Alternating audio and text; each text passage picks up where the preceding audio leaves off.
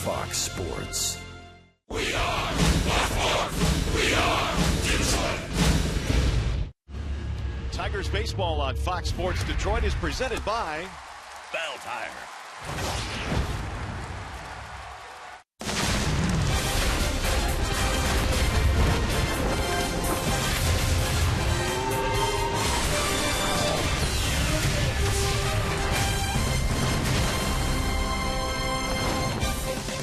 After a day off yesterday, the Tigers' 7-game homestand continues tonight. It's a warm night for baseball here in the Motor City. We welcome you to Game 1 in this series featuring the Tigers and the Indians.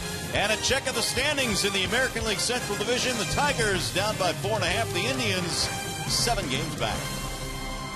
Hi again, everyone, and welcome to Tigers Baseball. Mario and Pemba, Ron Allen, glad to have you with us here for Game 1 in this series. And Ron, the last time we saw these Indians, they weren't so good, but they're playing a little bit better baseball these days. You know, really the last couple of years, the Indians have played some pretty good baseball against the rest of baseball, but not necessarily against the Tigers. The Tigers pretty much have had their number, and they're going up today against one of the best left-handers in the game in David Price. Well, David Price, let's talk about him because in his last start he's awfully good. And, you know, David is doing, I guess, what aces are supposed to do, and that's stop losing streaks and win games. Well, he throws a lot of fastballs also to this Cleveland Indians team. They know that.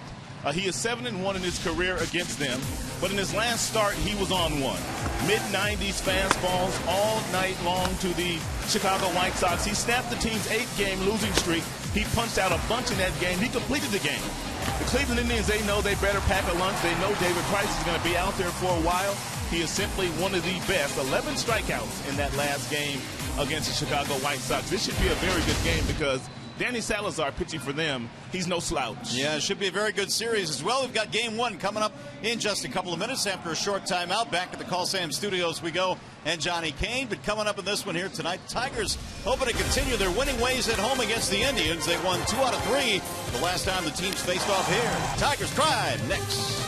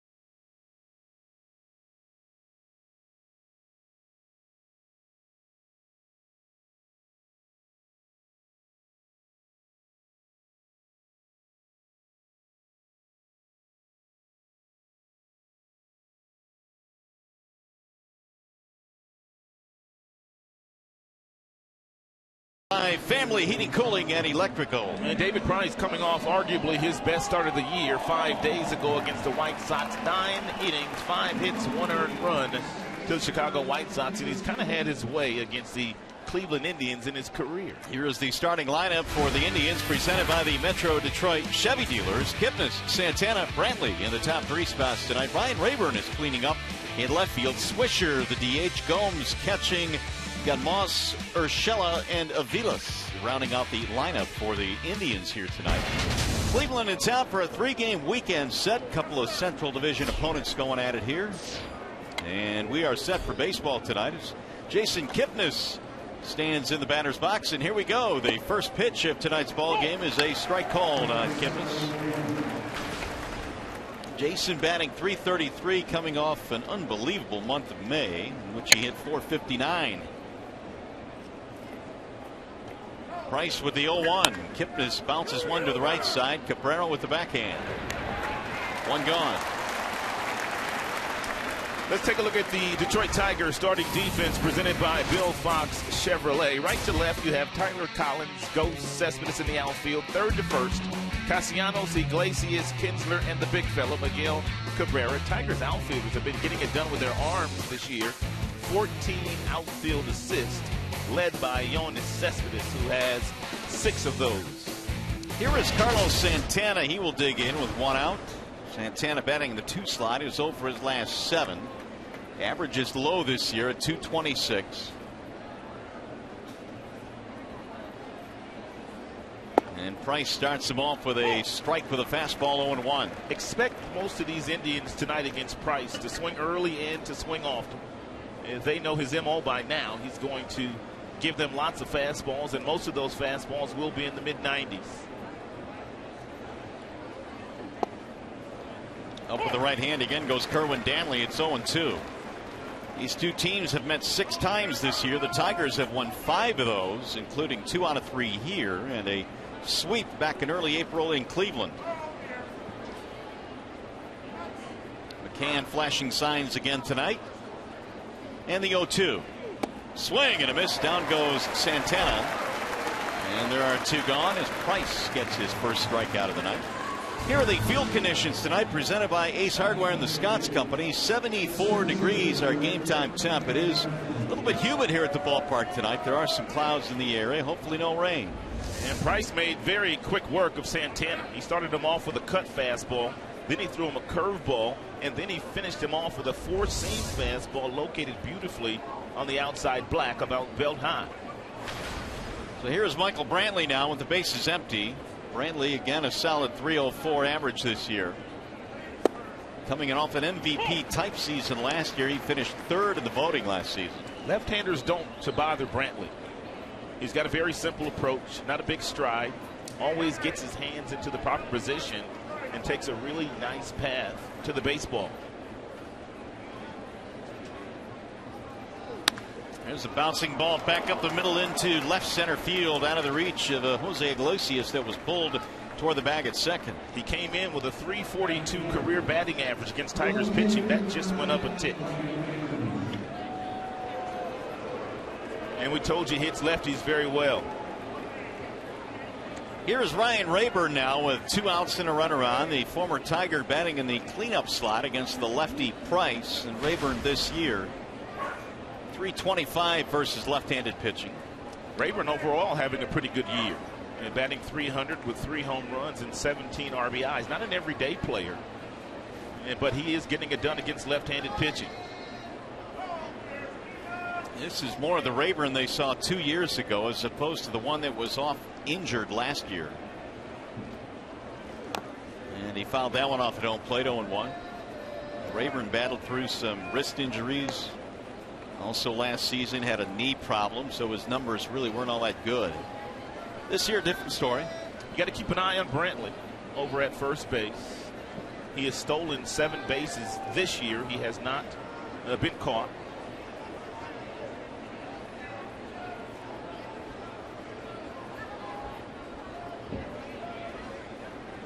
Rayburn hits .333 career against Price. 7 hits and 21 at bats. Swing and a miss. 0-2.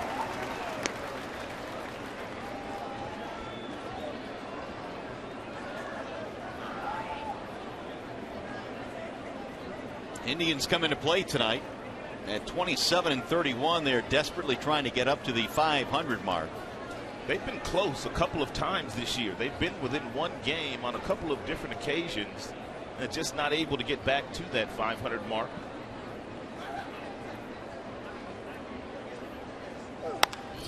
Lifted in the air toward right. That'll back up Collins. He's there, and that'll retire the side. No runs, one hit, one man left. Here come the Tigers in the bottom of the first.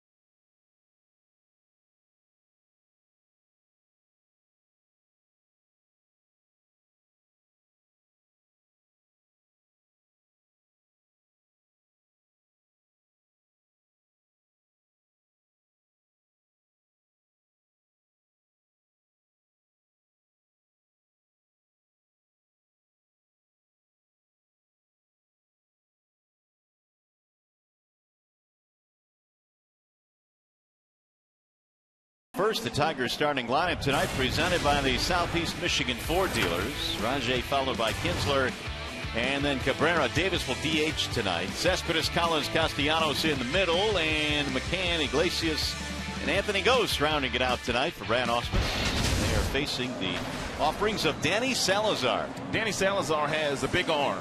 As a matter of fact, he is striking out 12 batters per 9 innings this year, which is the best in the major leagues.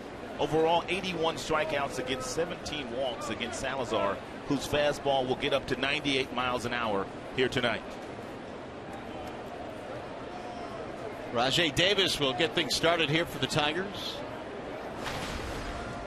Davis 3 out of 6 in that series against the Cubs. And Brad leading off the right-hander Davis tonight against the right-hander Salazar instead of Ghost, who's batting 9th tonight. And Rajay looks at strike one on the outer edge. Salazar is only 25 years old. He hails from Santo Domingo, has an electric arm. The 0-1 is a check swing strike, 0-2. Fastball will go anywhere from 92 all the way up to 98 miles an hour. He's got a split-fingered fastball, which is absolutely devastating. And he throws a lot of sliders to the right-handers, not as many to the left-handers. That is wasted back into the seats by Rajay Davis, batting .272 coming in, or .270 actually coming in, with 1 home run and 10 RBIs. Rajay's gotten it done this year against the Indians, 6 for 12 against Tribe pitching. And he looks at a breaking ball inside, 1-2. Salazar had 10 strikeouts in his last start for the Indians.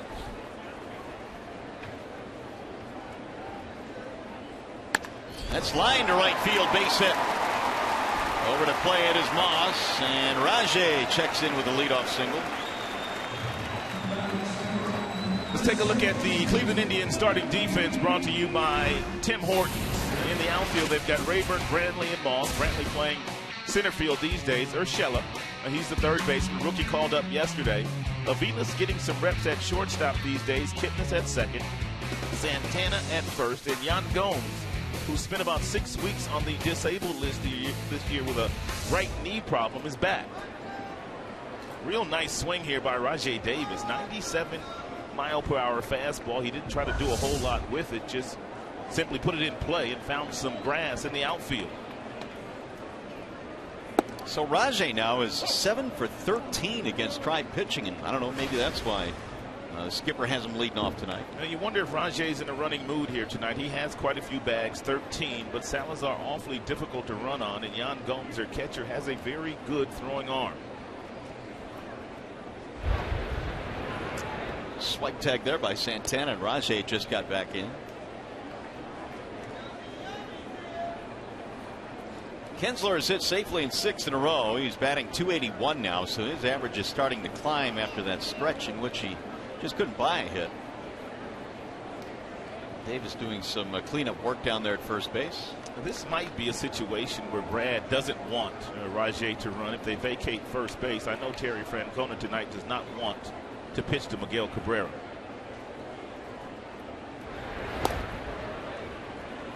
And if Rajay was to steal the base successfully and Kinsler make it out, that would open up that base for Terry Francona to simply walk Miggy, who's hitting .652 this year against Tribe pitching.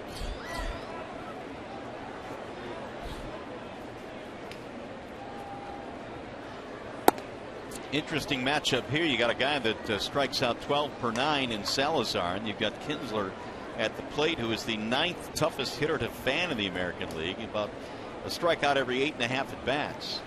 And then you add in the fact that Ian's got some decent numbers against Salazar as well. Salazar atop the charts there. Strikeouts per 9. Runner goes on 1-1. Here comes the throw from Gomes, bouncing in. It's late. Stolen base for Rajay Davis. That is the first stolen base this year while Salazar has been on the mound. That's how difficult he is to run against. But we're talking about a special cat in Rajay Davis, who gets an outstanding jump, about 10 steps, and he's sliding headfirst safely into second base.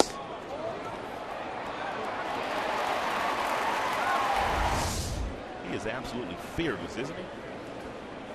Well, when you have a guy that doesn't give many up, that's how you steal. You got to be fearless, and that's something he's always been. Kinsler looks at a ball outside now. The count on Ian's 3-1. Salazar dealing with some early trouble here in this first inning. Tigers will see 3 pretty good ones in this series. Salazar tonight, Carrasco tomorrow, and then Kluber throwing on Sunday.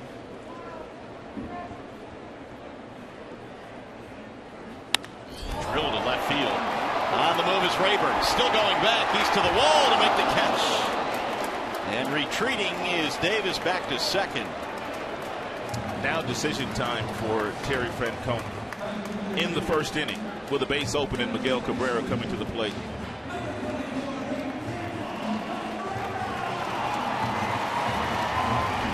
It's a nice play by Rayburn in left field. Yan Gomes out having a lengthy conversation with the starting pitcher, Danny Salazar, just explaining the situation to him. A base open, you don't necessarily have to come after Miguel with a lot of strikes. Miggy has homered against Salazar. He is a lifetime .353 batter against him. And Cabrera now with 1 on 1 out.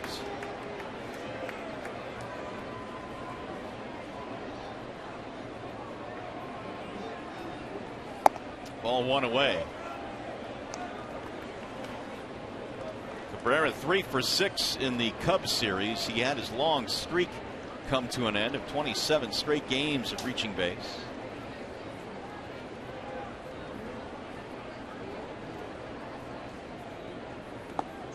Blocked by Gomes, holding the runner at second, 2-0. In the 6 games the Tigers have played against the Tribe, they've won the majority of those games, and their hitters are hitting .330 against Tribe pitching.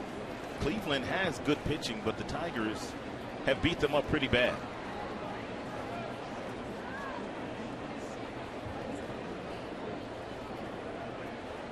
Tigers also averaging about 6 runs per game in the ball games these two teams have played. Got a chance to get an early run here.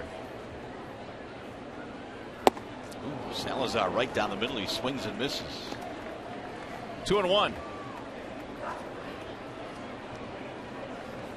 And if you go back to 2009, well, the Tigers really have had the Indians' numbers. 74 and 42 against the Tribe.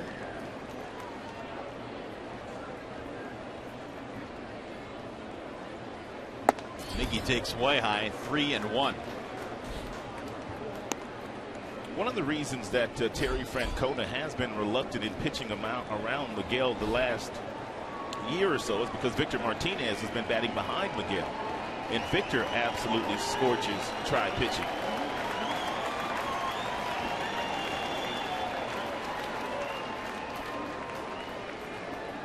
Now the 3-1.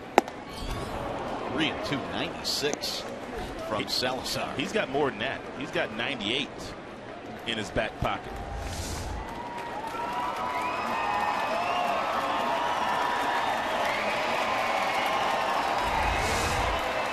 Early confrontation featuring power against power.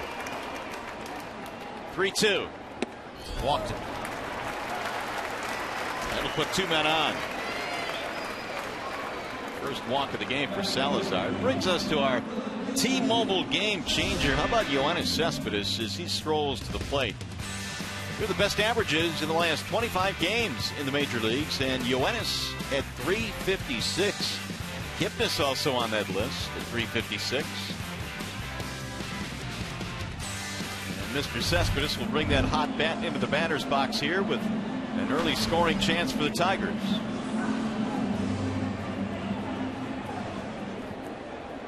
Average up to 302 now for Cespedes.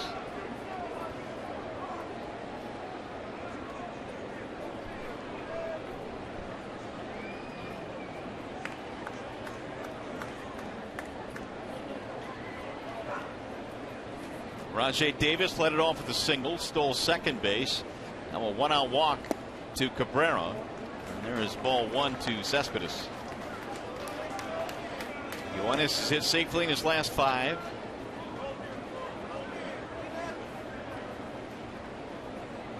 He's done really good work since being elevated to the cleanup spot for the Tigers. 1-0 is swung on and missed. That time called again by Gomes as he walks out to the mound. And you know, a guy throwing as hard as Salazar, you really don't have a lot of time to make up your mind whether you are going to swing or not. And so you will see quite a few Tigers leave the strike zone on fastballs in the upper 90s this evening.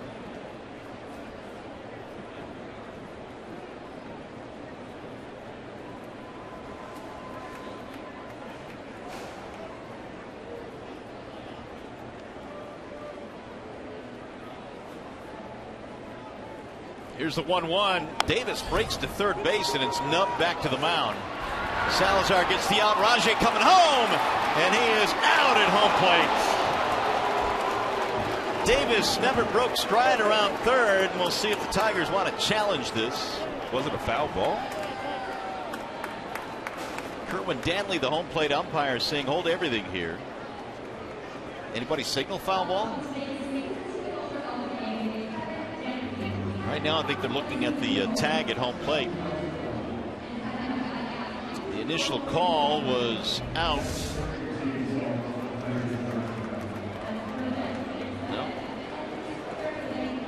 No foul ball there. And here comes the tag. And Davis is out. So there will be no challenge for the Tigers. Still scoreless as we go to the second.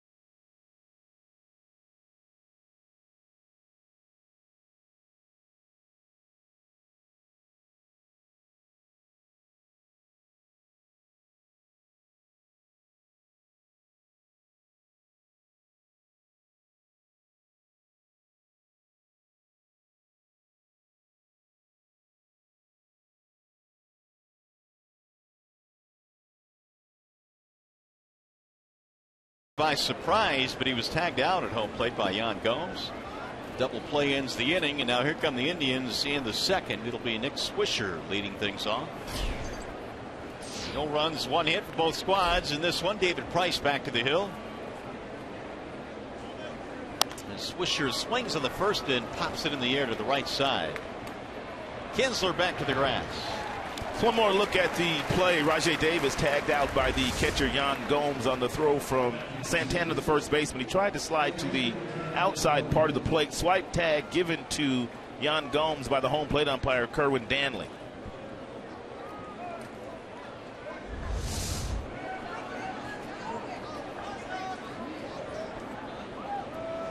It's Davis and Matt Martin talking it over now.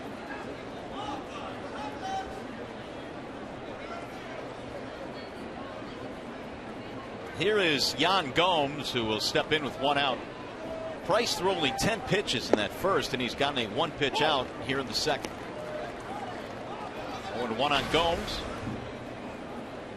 Yan at 225 was on the disabled list for a spell with a knee problem this year. It's a problem that he suffered in a game against the Tigers back in April. And that one sails a little bit outside. 1 ball, 1 strike. A couple of homers this year for Gomes. David Price coming out throwing nothing but strikes. He's missed only once.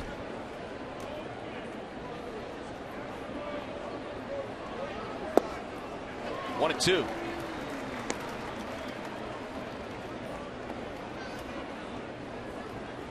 David came into the start 7-1 career against the Indians. They have been really not much of a challenge for him over the years. The ERA is 2.40 as well.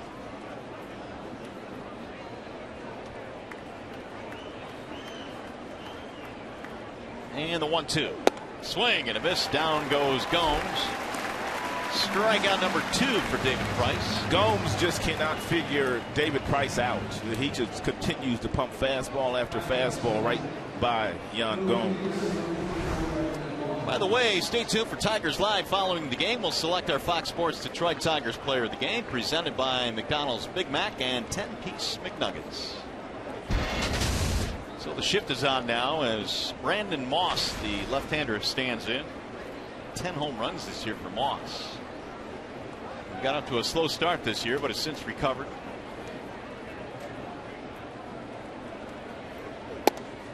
And is in for strike 1 right at the belt.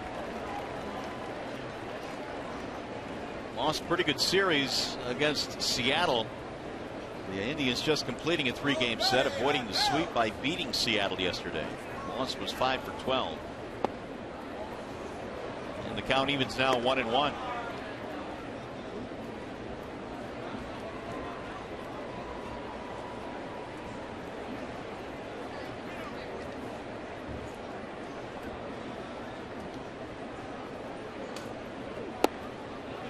Moss, another of the Indians lefties that has not been bothered by left-handed pitching. 314 versus lefties this year.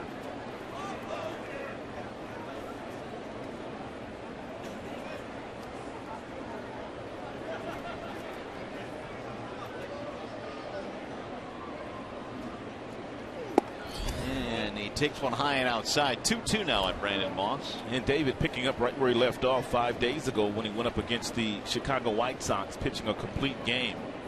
A lot of four-seam fastballs that night to the Chicago White Sox batters, and he's doing the exact same thing here tonight against Cleveland. Price has not allowed more than 2 earned runs in any of his previous 4 starts, and in that stretch he's got a 1.48 ERA. Not to mention 32 strikeouts in a little over 30 innings. And he's gotten 2 more strikeouts tonight. Here's the 3-2. Swing and a miss, struck him out. Price gets his 3rd punch out of the game. 1-2-3 go the Indians.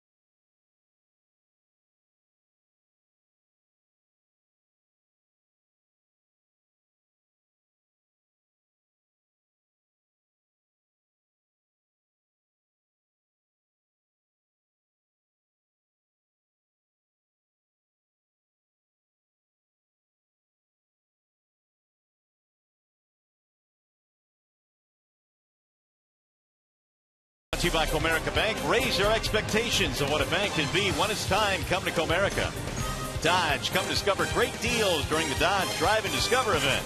And by Maxwell House Coffee. Good to the last drop. Scoreless game right now as we go to the bottom of the second here at Comerica Park. Tyler Collins will start things off for the Detroiters. Facing Danny Salazar, Collins, Castellanos, and McCann. First pitch sky to left. Straight to Ryan Rayburn. 1 out. It'll bring in Nick Castellanos. It also brings us to our Bernstein Advantage pitcher batter matchup. And Nick has had the Bernstein advantage against Danny Salazar. And Nick has that inside out swing, and very seldom does he try to pull that mid-90s fastball that Salazar features on a nightly basis. He will simply try to hit the ball the other way and has had success doing so.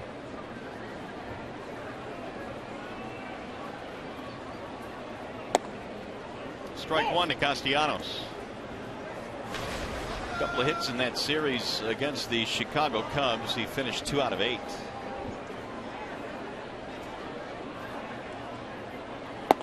Wave and a miss. 0-2 on Castellanos. Salazar did not strike a batter out at first. He did get a double play. It was a very odd double play. The old 1-3-2 double play.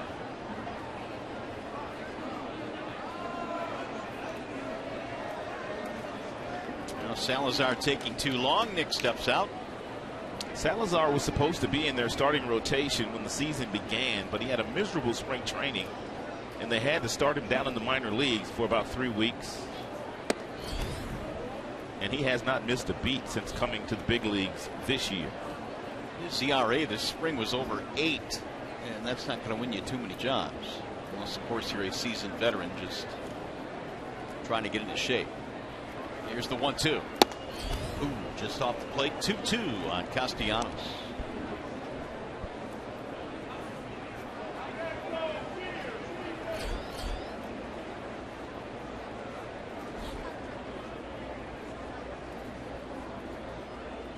And Nick swings and misses. Down he goes. That'll be the first strikeout of the night for Salazar. 2 away here in the second.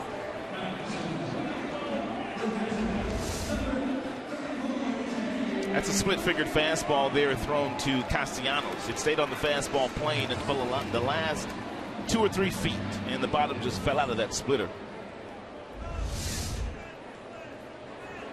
Here is James McCann with 2 outs.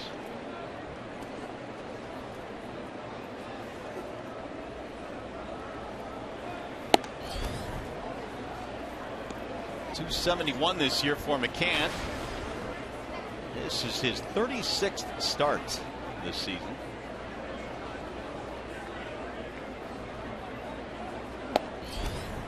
One ball, 1 strike. McCann, a property of the Detroit Tigers, a farmhand of the Detroit Tigers who grew up in the Tigers system. Sends a ground ball to third. Urshela has it there. And McCann is out. 1-2-3 inning for Danny Salazar. Tigers baseball tonight presented by Bell Tire.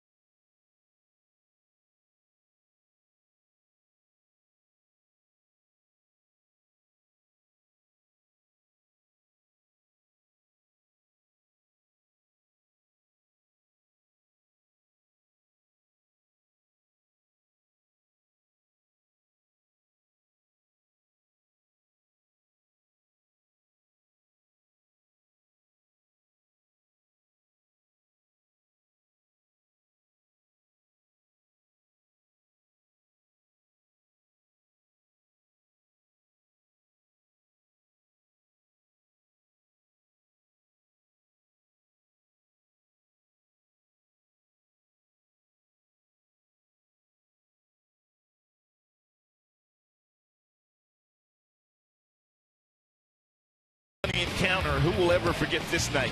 On this date back in 2007, Justin Verlander threw his first no-hitter. Maglio Ordonez catching the final out off the bat of J.J. Hardy. I got to admit, Rod, my heart was thumping in the ninth inning. It was unbelievable outing by Justin Verlander. His last pitch or two was like 102 miles an hour. Remember that? It just didn't seem right, did it? And it was such an electric night at the ballpark, and it was Verlander's night to be sure. He needed that one great play that Nathan Perez made as a shortstop position. Right. Usually you need one of those to complete the no-hitter. Here's a blast from the past, Nathan Perez. Nathan Perez. He made a great play. You remember that play, don't you? I do. It's up the middle, wasn't it? Yes, like it shortstop. was. Price goes to work in a scoreless game in the third. Jose Iglesias, Anthony Gose. That would be the Tigers. Let me flip my scorecard, folks. Okay, here we go. Urshela, Aviles, and Kipnis here against the lefty. Urshela getting a chance to play third with Chisenhall being set down.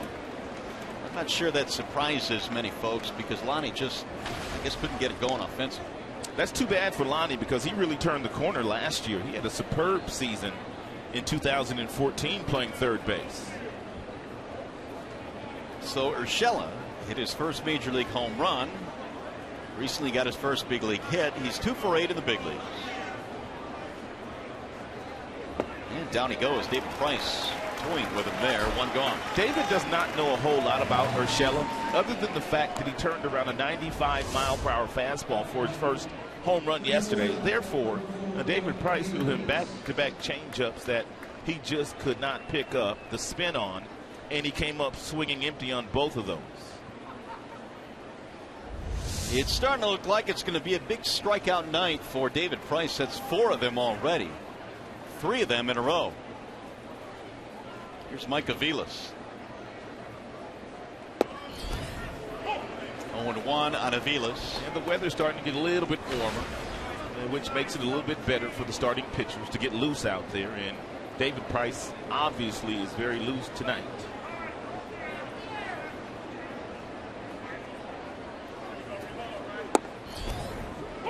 But the one thing we have noticed this year, the strikeouts are a little bit down for David. He averaged just under 9, or make it under 10 per 9 innings last year, and this year it's about 8 per 9 innings. So he's down by a couple of strikeouts.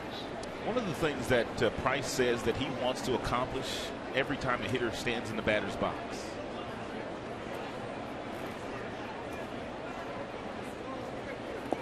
In 3 pitches, he either wants that hitter out or on base, which means he doesn't mind giving up a hit as long as that ball is put in play in the first 3 pitches. He attacks the strike zone like no other left-hander in our sport. He's gone ahead 1-2 on Mike Aviles. Aviles playing every day these days at shortstop, which kind of shortens the bench of Terry Francona. The last couple of years, Aviles has been a real nice role player, a bench player who's played everywhere. Ground ball, going to find a hole just out of the reach of Iglesias.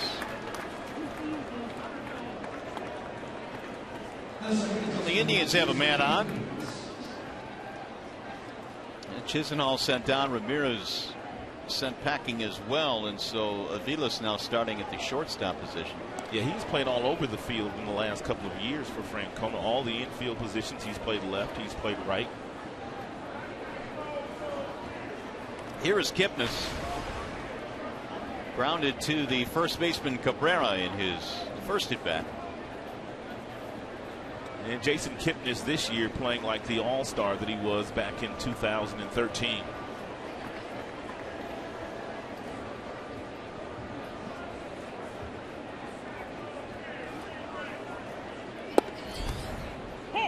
Jason should also have fresh legs today.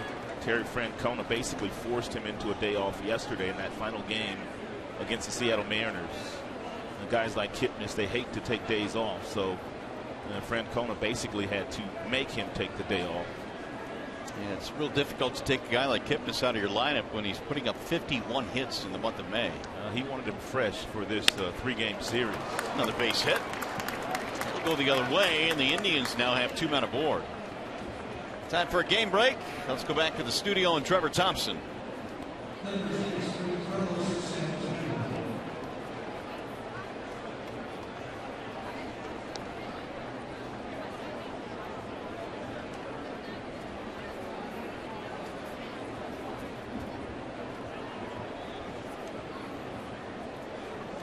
All right, Trev, thanks. Here it is scoreless, 2 men on for the Tribe and 1 out. Johnny Cueto started for the Cincinnati Reds tonight in Chicago, which means the Tigers will dodge the ace of the Cincinnati Redlegs when they come here next week. Good. Eugenio Suarez was involved in that Simon deal. That brought Alfredo here to the Motor City. All right, so some trouble here now for Price. Hadn't had too much of it early in this game. Santana steps in. Ball 1. Santana has a very low batting average, but when he does make good solid contact, he can find the gaps with the best of them. 6 homers, 28 driven in for the switch hitting first baseman.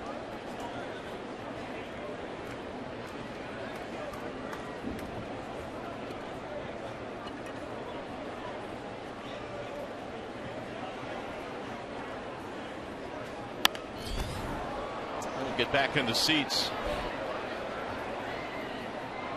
Santana this year has not been good with men in scoring position, to say the least. Only .217. And he's one of those guys that really refuses to cut his swing down and change his approach with 2 strikes.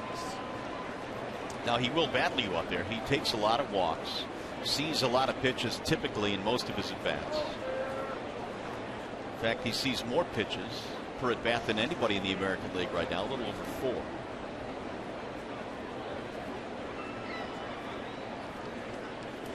The 1-1. That's low. 2 balls, 1 strike. 4.39 to be exact for at bat, which leads not only the American League but actually Major League Baseball.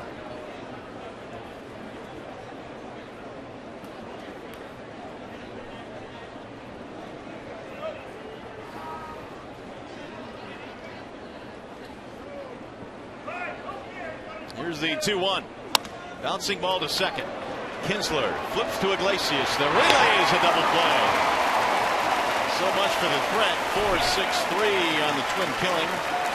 That's all for the Indians here in the 3rd. Tigers turn 2.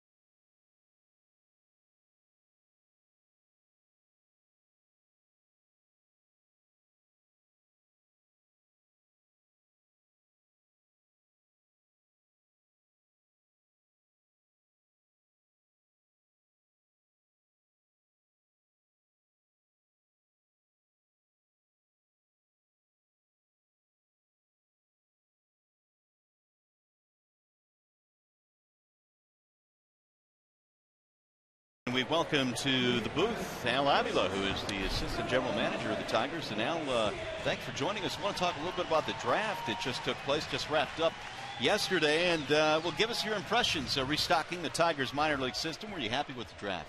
Yeah, we were happy overall.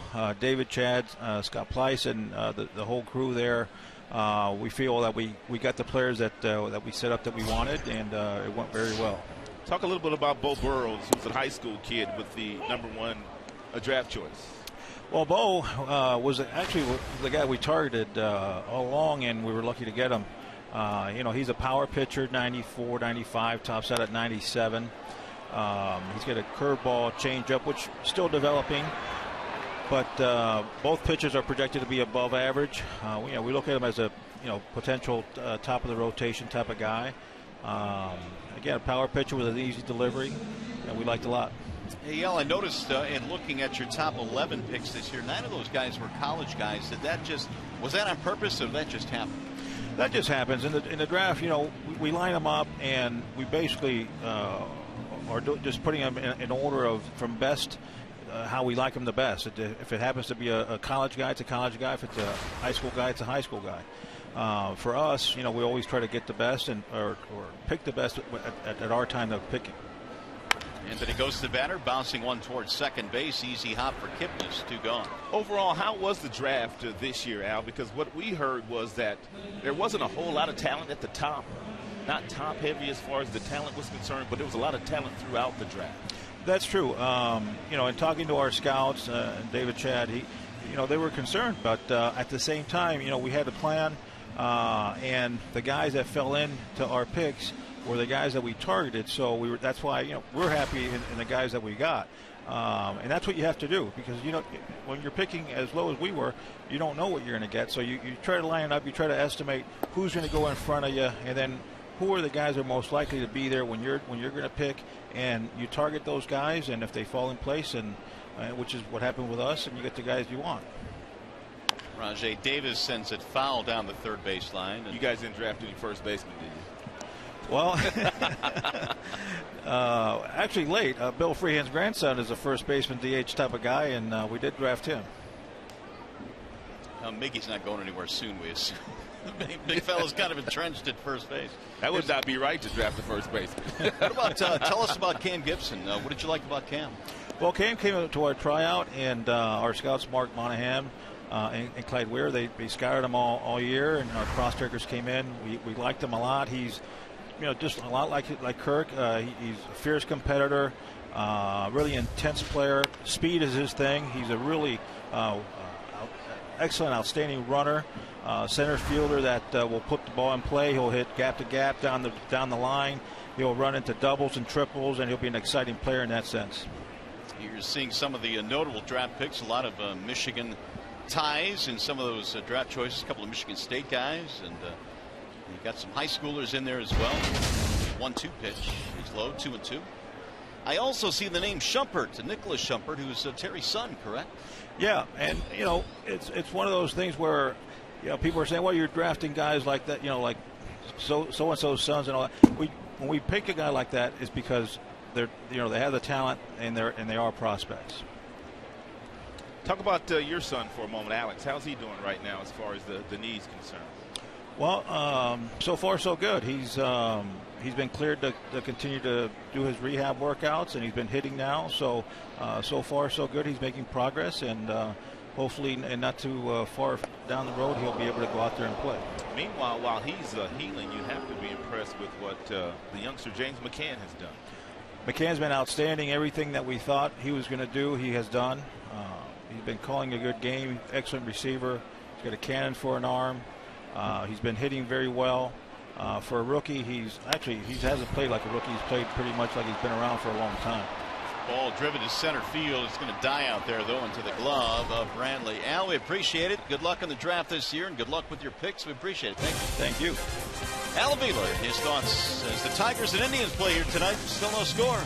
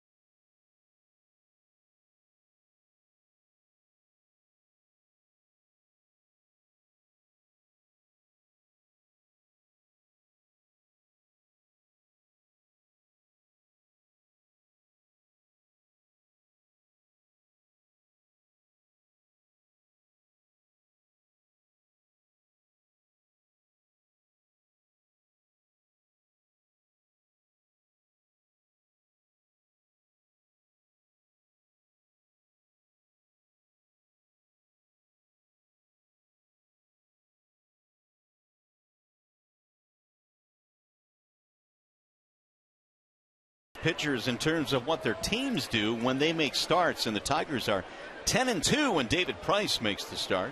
Yeah, something's got to give here this evening, because Cleveland, they have a pretty good record when Salazar is on the bump as well. They've won 8 while he's been out there. Not surprisingly, we are scoreless as we go to the 4th here at the ballpark. Michael Brantley leads it off. David Price able to pitch out of a jam in the 3rd. He had runners at 2nd and 1st, and then got a double play ball. David is 11 of 12 in first pitch strikes already thrown here tonight, so he's filling up that strike zone with a lot of quality pitches, whether it be the changeup, the curveball, or that 4-seam fastball. Slice toward left field. Cespedes is over there. And Brantley retired. They got Brantley out. It's a good sign. I still don't believe it. We'll bring up Ryan Rayburn. Flied out to right field, his first at bat.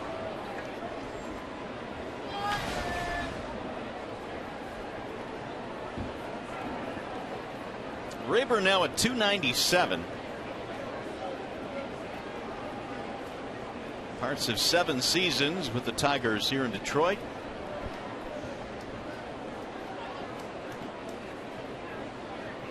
And Ryan looks at a ball high. He really had his ups and downs right here in Detroit. I mean, there was that time when Jim Leland gave him an opportunity to win that second base job, and he just couldn't hold on to it. Had some good times, but also some rough spots. For whatever reason, Rayburn always got off to very slow starts. He would pick it up in the second half, but his starts would just put him behind the 8 ball every single year. Injuries also part of his history here, and certainly, as you mentioned, last year as well. But when he gets on those streaks, he can carry a ball club for a week or so. Rayburn waiting on the 1-1.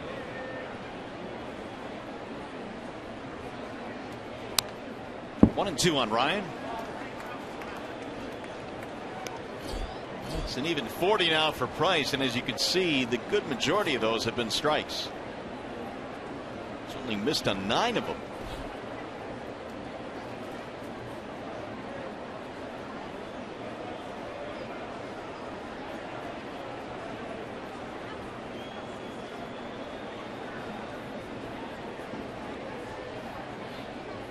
Here's the 1-2. McCann blocks it. 2 balls, 2 strikes. No runs, 3 hits tonight for the Indians. The Tigers, no runs, 1 hit. Swisher waiting. The Indians this year have not been .500 since they were 2-2. First week of the season, so it's been a while. And they come in 4 under in this series. Just outside as Price tried to dot the outside corner but missed. Full count on Rayburn.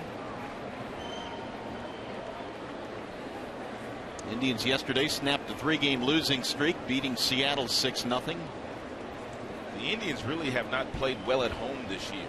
12-18 at home. They're a much better road team.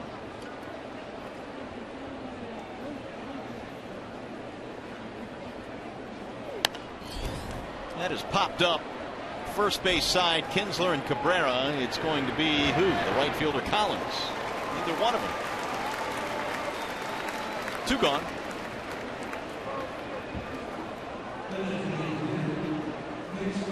Well, the Tigers conclude their weekend series with the Indians this Sunday at 1:08. It's Sunday Kids Day, and all kids 14 and under receive a free J.D. Martinez poster. If you'd like tickets, call 866-66-TIGER or visit tigers.com.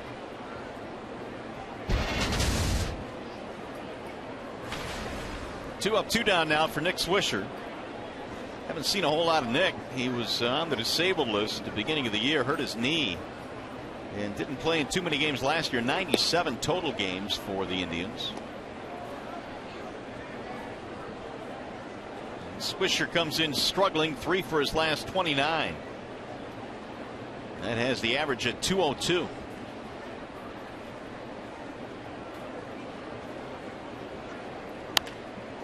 That's popped up again, just about the same spot. Collins will call this one. It's going to be a 1-2-3 inning for David Price. 3.5 in the books. Still no score.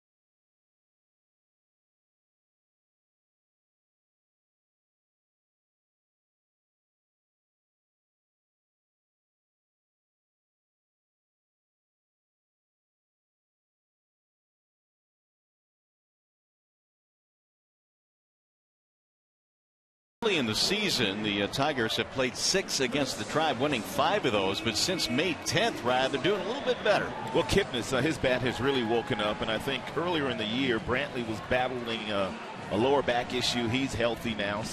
And they've got some better starting pitching. So when you add all that in, they played much better. They played, quite frankly, like a lot of people thought they should have been playing all season. Well, Danny Salazar goes back to work. There were a lot of people, a lot of experts in baseball picked the Cleveland Indians to get to the World Series this year.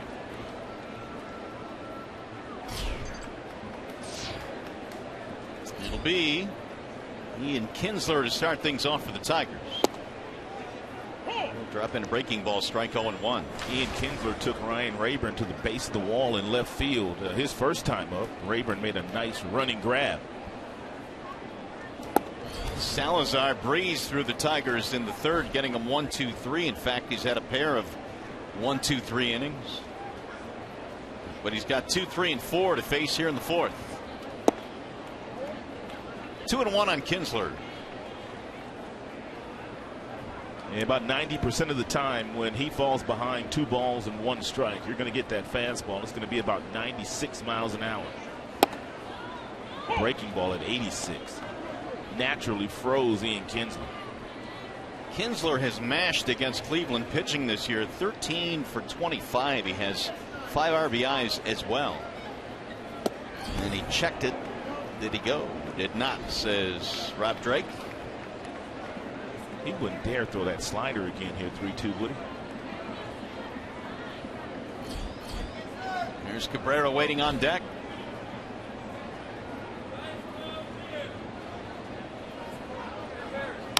Yep, that is grounded foul. Kinsler got a piece of that one.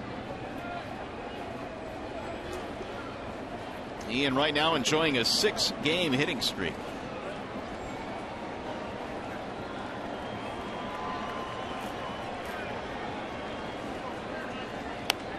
Fouled away. High octane 97 that time. Tigers, by the way, have overtaken the Royals in team batting average in the American League, 274. So Detroit, despite that 8-game losing streak in which they really struggled to get the bats going, still atop the Central. That is rolled slowly to third. Urshela throws him out. Nice play.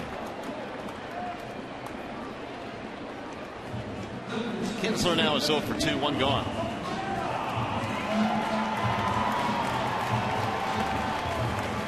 So Miggy against the Indians in his career checks in at 358. He'll bat with the bases empty. Salazar has now set down 8 consecutive Tigers hitters.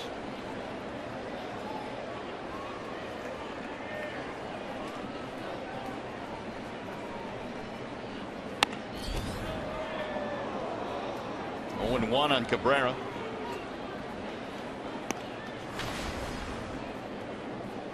Miggy had a walk in that first at bat.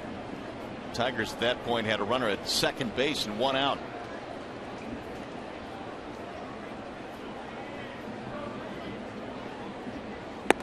Way high, 1-1.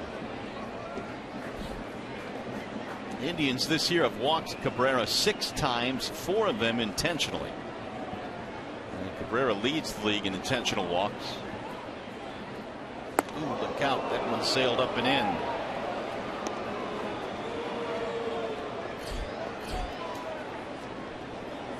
$50 now for Salazar.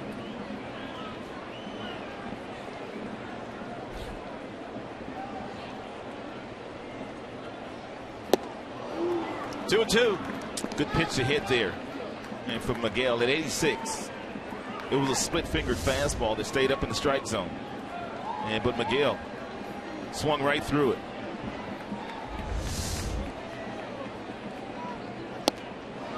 Looked like he held up. Rob Drake agrees. 3 and 2 on Cabrera.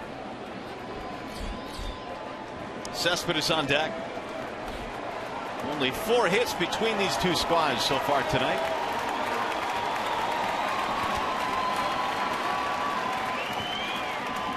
Swing and a miss to strike him out. That's 9 straight retired now by Salazar. 2 away. And Mickey might have swung at ball 4 here on the mid-90s fastball up in the strike zone. Can't catch up to it.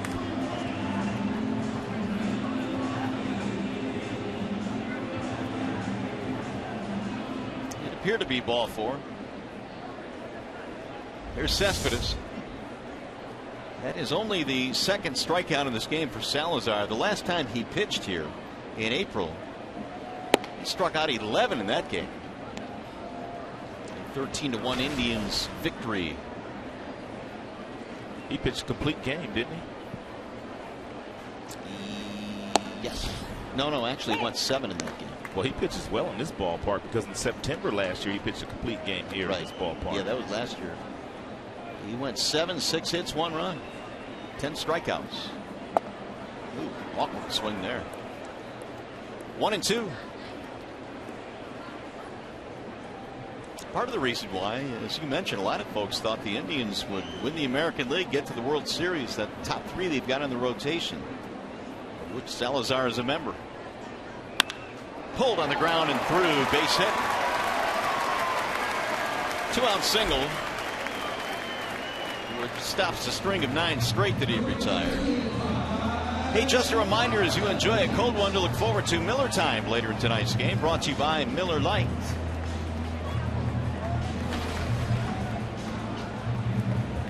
That'll bring up Tyler Collins. Flat out to left in his only at bat.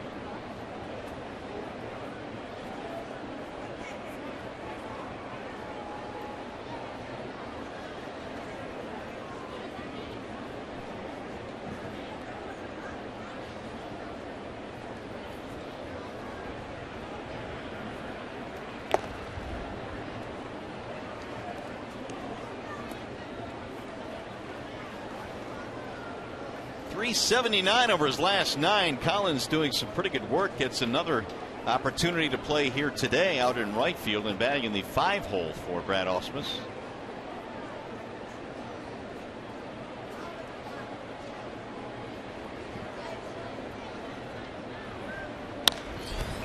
Collins sends that one in the air toward left. Cruising over is Rayburn.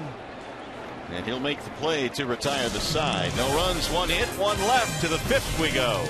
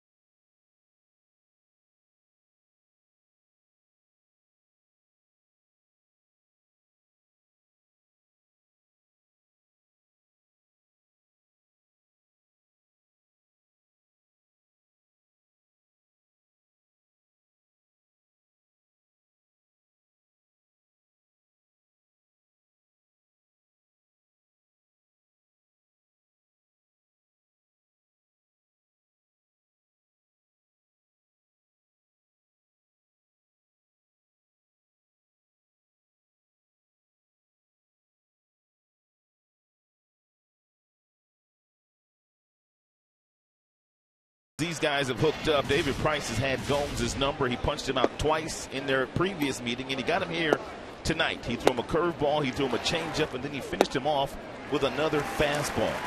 Gomes is 0 for 10 against David in his career with 5 strikeouts. So David's had his number.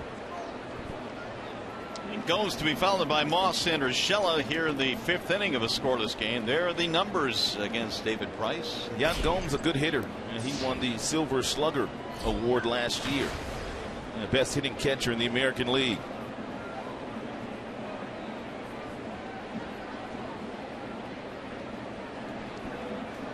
Price will step off. No runs, 3 hits for the Indians. The Tigers, no runs on 2 hits. Neither team with an error in this game.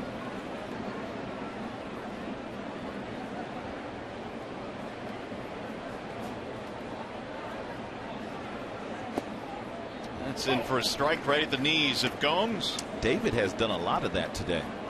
First pitch strikes with that curveball or the changeup.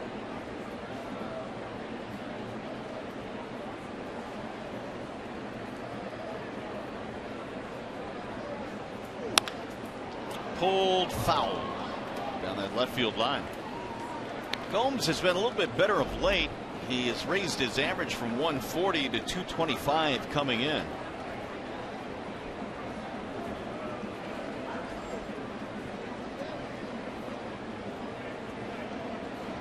He does struggle against lefties this year. 185.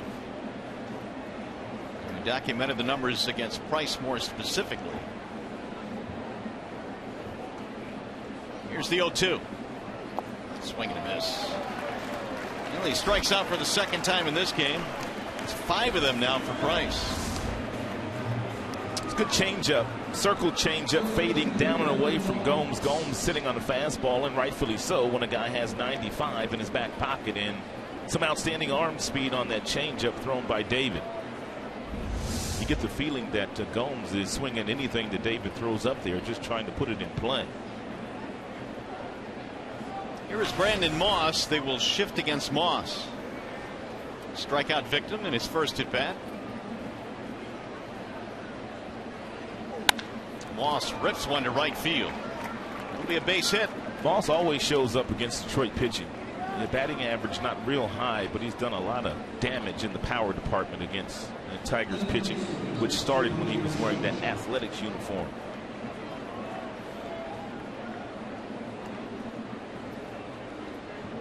Here's Giovanni Urshela.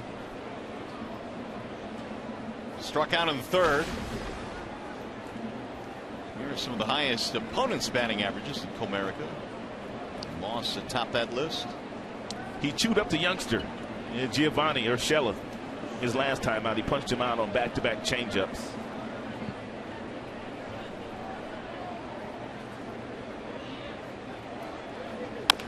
Bouncing ball back up the middle. Iglesias to Kinsler on to first, a double play. Second one turned behind David Price in this ball game. Still scoreless, and you're watching Tigers baseball tonight, presented by Bell Tire.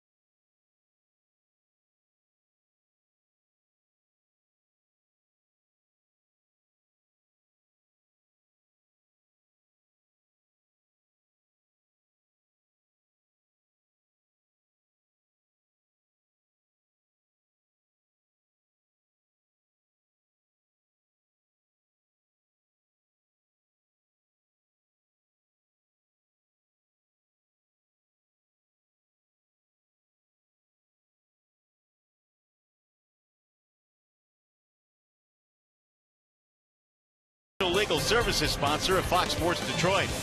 Bell Tire, get the lowest tire price period. Bell Tire. Myers, save big with M-Perks from Meyer. Sign up at mperks.com. And by Chevrolet, find new roads. Nice shot of the Renaissance Center here in downtown Detroit. Cloudy night. Tigers and the Indians going at it here as we go to the bottom of the 5th inning, and Nick Castellanos leads it on. And Nick punched out his first time up on a split-finger fastball, and the majority of the pitchers that Salazar has thrown him tonight have not been fastballs. There's a fastball, but Nick was looking for something else. Castellanos, McCann, Iglesias here in the 5th. Nick punched out in the 2nd, and now down 0-2 here in the 5th.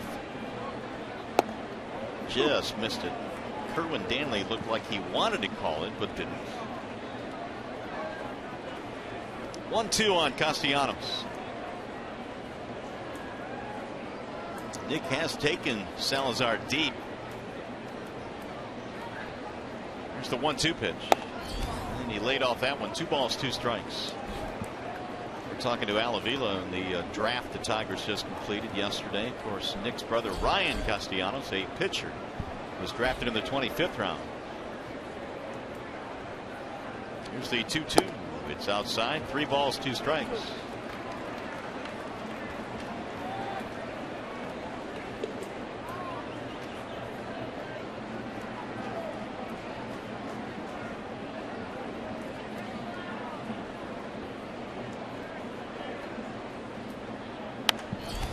Get back out of play. Tigers tonight have managed only 2 hits, both of them singles, 1 for Davis and 1 for Cespedes. Salazar at 1 point retiring 9 consecutive Tigers hitters.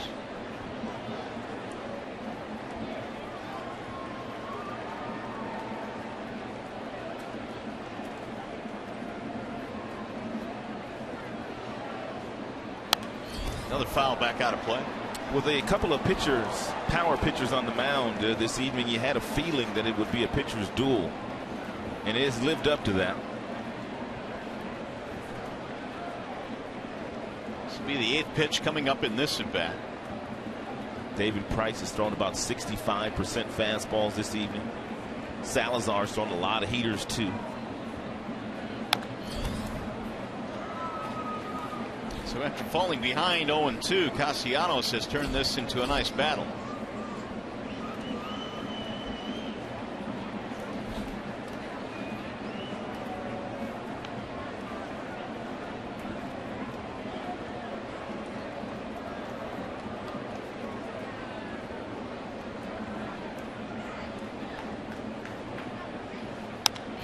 Driven to right field. That'll be playable for Moss. 1 out here in the 5th.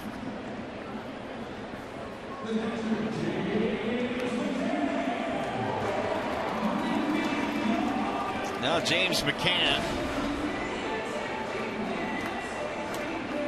Grounded to the third baseman Urshela in his first at bat.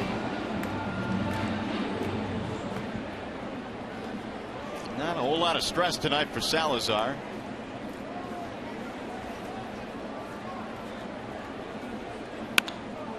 Pulled to left field and is caught on the run. Nice backhanded play by Ryan Rayburn, who's made a couple of nice ones tonight. Not only was it a nice backhanded play, but Ryan Rayburn got an outstanding jump on that line drive that looked like he was heading down in the left field corner for a double for James McCann. A real nice swing, good jump by Rayburn in the outfield, made a nice grab. Rayburn made a catch this year earlier that was just on the highlight reel for a long time. He was playing right field that evening. I mean, he stretched out and made a spectacular catch, one of the finest catches I've seen all season. There's Iglesias now with 2 outs. That thing had double written all over it off the bat. There's a strike on Iglesias. Popped up to the catcher in his only at bat.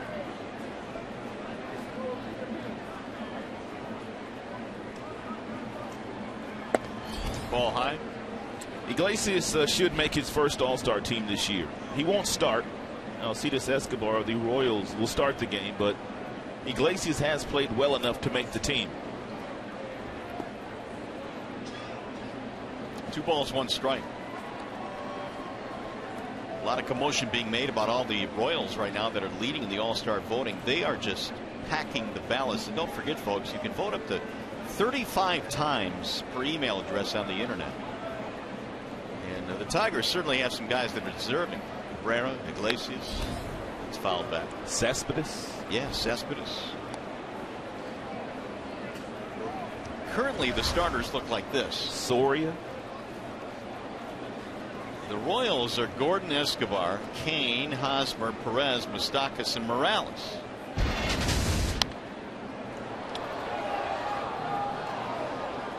Two and two. Do you think if it ends up being the way that it is, that they're going to have to go back in and maybe restructure how the voting is done next year? Well, I think it should be anyway. I mean, you know, it's not an exhibition anymore. I mean, this game, as they say, means something now. It's the home field advantage in the World Series in the balance. The base hit to center field for Iglesias. 2-out base hit.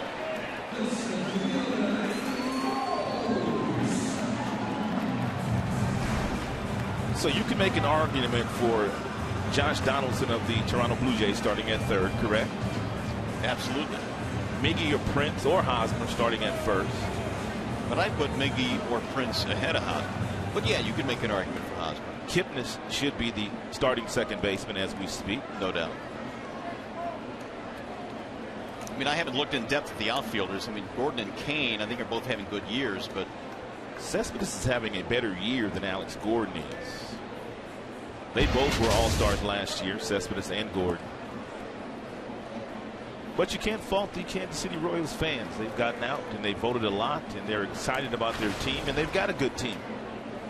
Well, I know David Price has been active on Twitter about the voting, and I agree with him 100%. I mean, this is nothing against the Royals and their fans. I mean, tip your cap to them. They're doing the job, but there's a field bunt attempt, throw down to second, and he's going to be out. So Iglesias is caught stealing. That'll end the inning. No runs, one hit, nobody left. He played 5 at Comerica.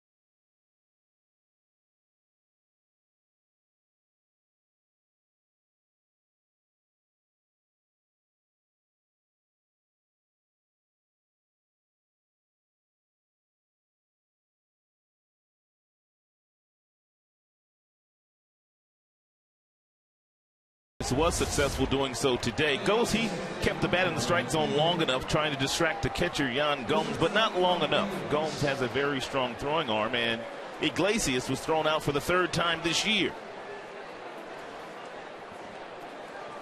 So really not too many scoring opportunities for either team in this game, and because of that, we go to the 6th inning scoreless. No runs, 4 hits Indians, no runs, 3 hits Tigers. And David Price back to the hill. Mike Avila's showing bunt, and he'll look at a strike. 0-1. Sad news recently for Mike Avila's. His 4-year-old daughter Adriana was diagnosed with leukemia recently, and a lot of the Indians, including their owner Paul Dolan, shaving their heads in support of Mike's daughter, which I think was a great gesture, and we certainly wish the Avila or the Aviles family, I should say, the best in her recovery. Baseball is a very close fraternity. And when one of your own is ailing or feeling down, you usually pick them up any way you can. Bouncer to third, out of the reach of Castellanos and Iglesias. I mean, it's more like family. They spend about 8 or 9 months together during the course of the year. So the Indians have another hit, leadoff single here in the 6th. And that is the first time they put the leadoff man on in this game. Here's Kipnis.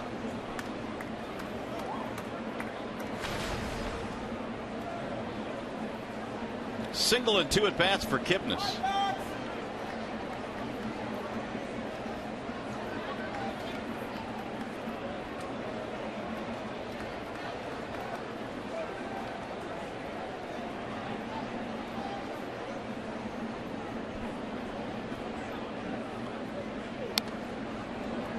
Kipnis had a rip there. He's now hit safely in 8 straight. Player of the month in the American League when he hit .459 in the month of May.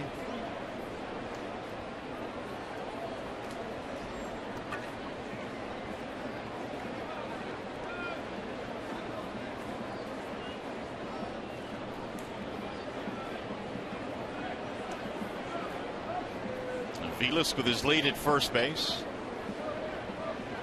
Indians now have 5 hits. Here's a bunt attempt and is laid foul down the third base line. Outstanding idea there by their leadoff hitter Kipnis against the left-hander David Price. You talked about his batting average being at .335. Here's the main reason why he's been so good this year. 21 hits the opposite way, a lot of hits up the middle, and he will turn on it when you force him to. I was talking to Ty Van Berkeley earlier this year about Kipnis, and Kipnis hadn't hit his stride yet. He battled an oblique last year, came back too early. But this year, man, he's playing like the Kipnis of a couple of years ago. And that was a pretty good player.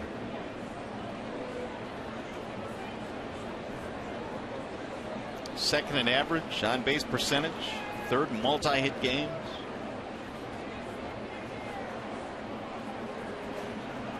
Price has him 0-2. Swing and a miss. David has another strikeout. Time for a game break now. Here's Trevor Thompson.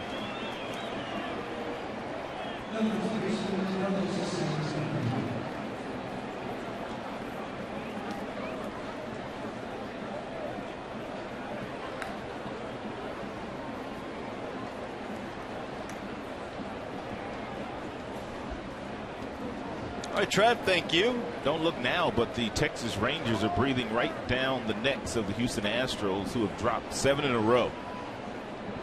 Only 2.5 back are the Texas Rangers coming into play tonight. They've done that somewhat quietly. That division's still wide open.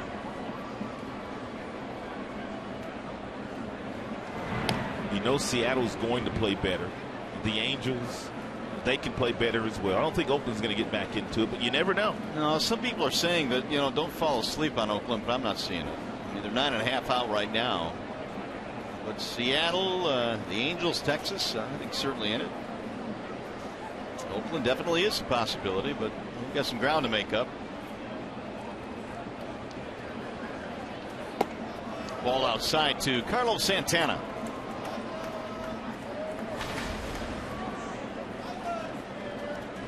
Hit into a double play back in the third. One of the 2 double plays turned behind David Price tonight.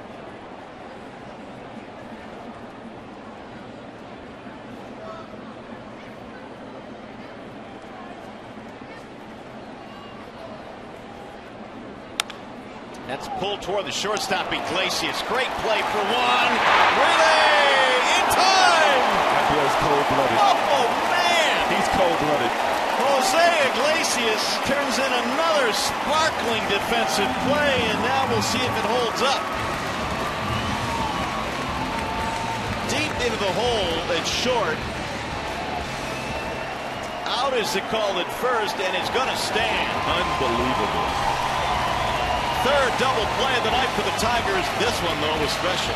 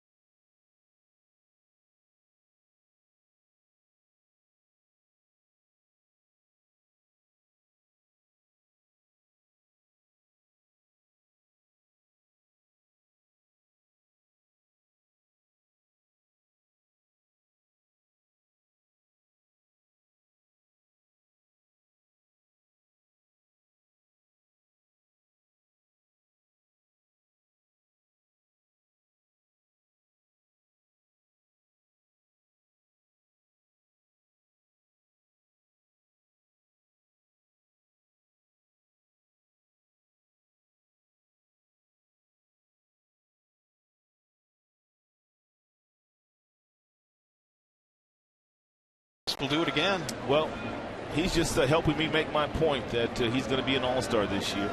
I can't imagine him not. David Price was walking off the field just shaking his head after that last play turned in by Iglesias. And that's all he could do. He just continues to dazzle.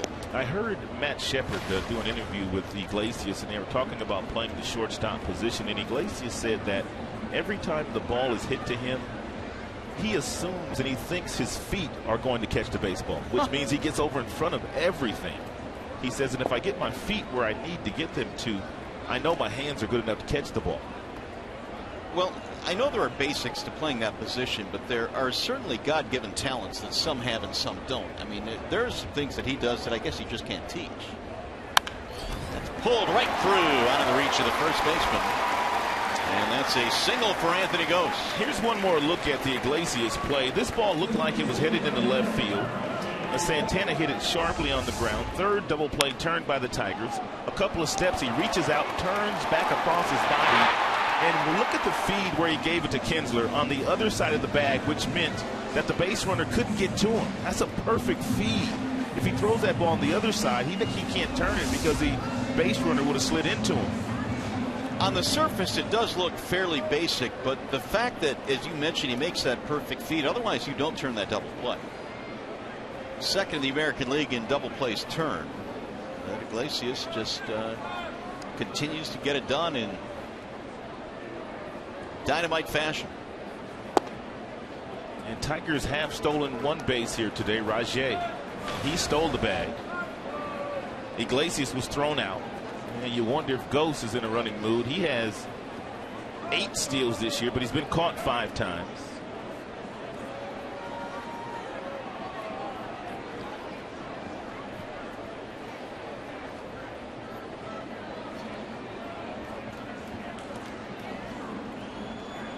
And that stolen base that Rajay stole earlier today, that's the first one this year while Salazar has been on the mound.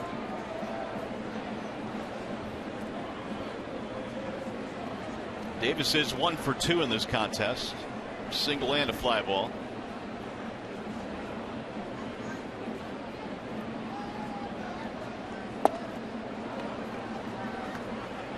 One ball, one strike on Davis.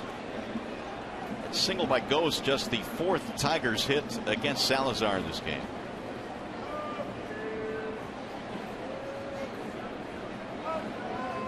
Davis now has hit safely in 14 of his last 18.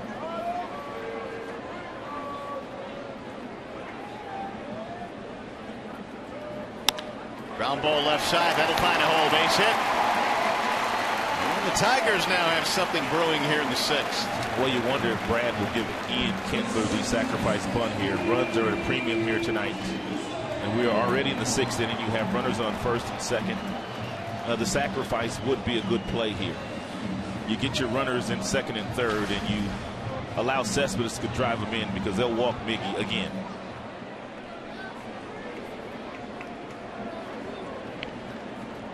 That's got me thinking a little bit now. Knowing they would walk Miggy if you do get the bunt down, do you allow Kinsler to swing the bat? I do. You do? Yeah, I do. Even though Cespedes has been red hot? No, that's a good point. Yeah, I don't know. Maybe you're changing my mind. I don't know. I just love seeing Miggy swing the bat here. You know, the fact of the matter is everything goes through Miguel Cabrera for the most part. Yeah, and that's why I think I'd rather see him hit. I mean, we're assuming he'd walk Cabrera. I mean, he'd have to walk him. He's done it 4 times already this year. Well, let's see. No sign of bunt. Big swing there by Kinsler.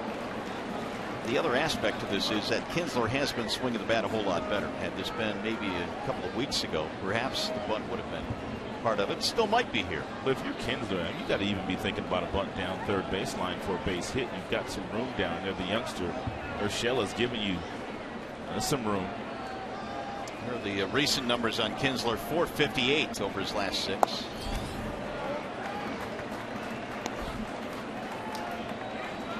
One ball, one strike on Ian. You see the third baseman playing even with the bag. Up the middle, they're playing double play depth.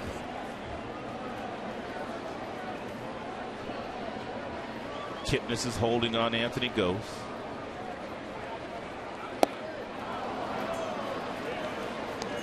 One and two. Tigers this year, for the most part, have not been a bunting team. They have only 9 sacrifices this year. Only a handful of teams are less than 10 or fewer than 10.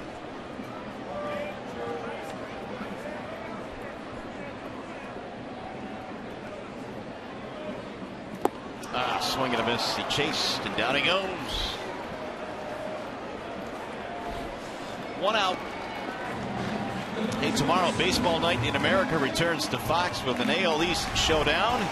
Yankees square off against the Orioles. Coverage begins Saturday at 7 p.m. Eastern only on Fox. That is now 3 or more strikeouts in every last one of the 40 starts that Salazar has made in the big leagues. At least 3 strikeouts in all 40 starts. Well, here is Cabrera walking a strikeout. 2 men on, 1 out. Singles by Gose and Davis. Driven deep in the air to center field. Brantley going back, still going back, looks up. Oh my goodness! Did you see where that landed? I did. Oh, the camera well in center. I can't believe how far he hit that ball. Miggy, did you? That, folks, is ridiculous.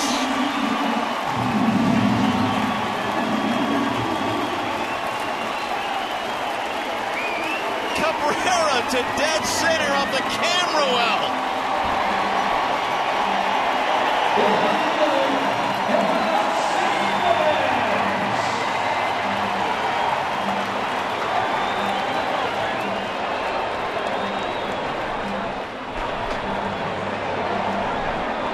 Holy cats. That thing, I want to see the distance on that. It's not the first time he's done that in his career. Miggy can play long ball to center field with the best of them.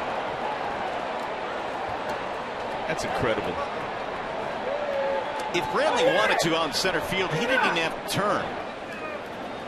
An absolute moonshot to dead center. 3-0 Tigers. Give Brad Ausmus all the credit for that home run, because if he bunts Kinsler there, Miggy does not get a chance to swing the bat. Cespedes fouls it off. And I'd almost bet he gave Gose and also Rajai Davis the stop sign. That's a fastball that is belt buckle high, that is destroyed by Miguel. I mean, destroyed. Free and easy. Yeah, Brantley, don't worry about this one. That's at least 440. There's a strike called as Cespedes went around for the strikeout. 2 outs here in the 6th. There are some special talents in baseball, and then there's Miguel Cabrera. The players can't even believe what Miggy does really on a nightly basis. When you get your own team's jaws dropping as the opposition, their jaws dropping, you're a special player. You know what the astounding thing to me is, Rod? That swing is no different than any other swing he takes. And he just does not seem to put a lot of effort into anything. You never see him off balance, but yet when he barrels something up, his contact to damage ratio is just simply off the charts. Cabrera's home run was his 13th of the year. Victor Martinez is in awe. He just continues to just stand there and stare at Miggy.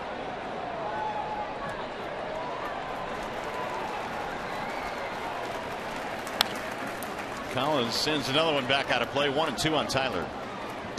And it amazes me too, Mario, that every single time a team comes into Comerica Park, when the pitching coach gets together with that night's starter and the catcher, Miguel Cabrera is the one guy they say, do not let this guy beat you. But yet on a nightly basis, somehow he figures out a way to beat up on the opposition. And Collins goes down swinging, but the Tigers do some damage on an absolute moonshot hit by Miguel Cabrera. Heads up, boys, incoming out there in center field. 3-run shot. 3-0 Detroit.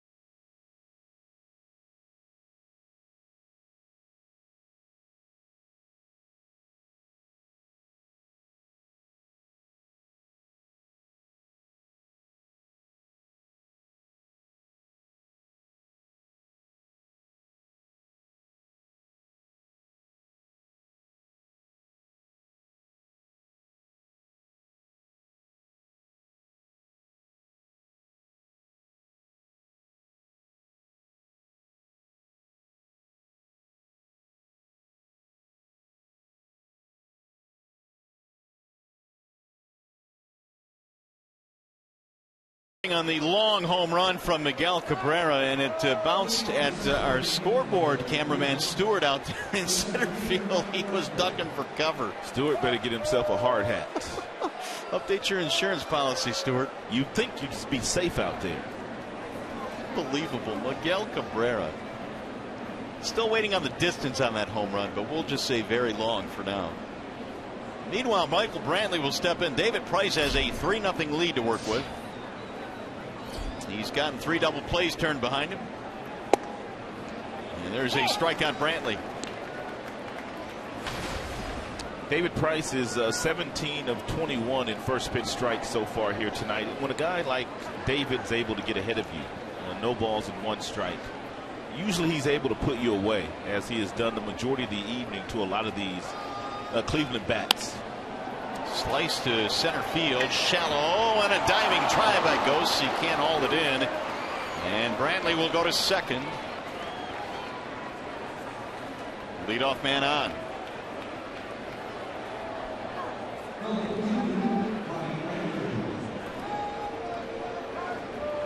Two-base hit for Michael Brantley. Ghosts made a valiant effort at that ball, but just couldn't bring it in. So Brantley now is 2 out of 3 in this game. They continue to have trouble getting him out, like the rest of the league.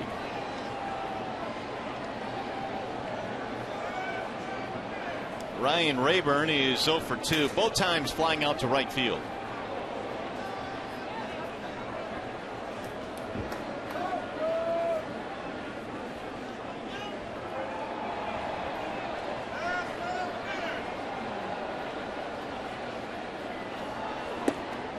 That's in there, strike 1. And Brantley tonight becomes just the 2nd Indian to reach second base.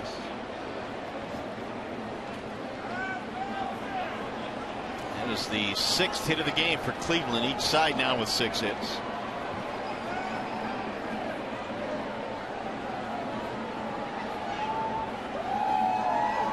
Swing and a miss. 0-2 on Rayburn. Price here in the 7th inning is their only 6-2 pitch. Pitching count is in outstanding shape. Now 3 double plays will certainly help that, but still. He has struck out 6 in this game.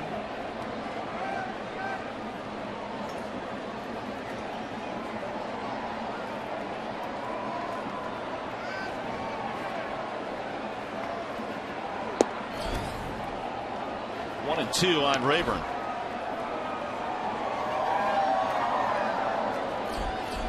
Waiting on deck, Nick Swisher.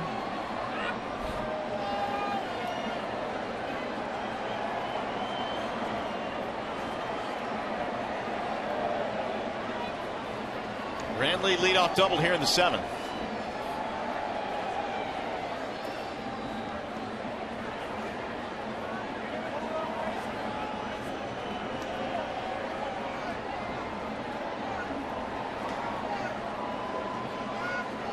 Price ready with the 1-2. Here it is. High, 2 balls, 2 strikes.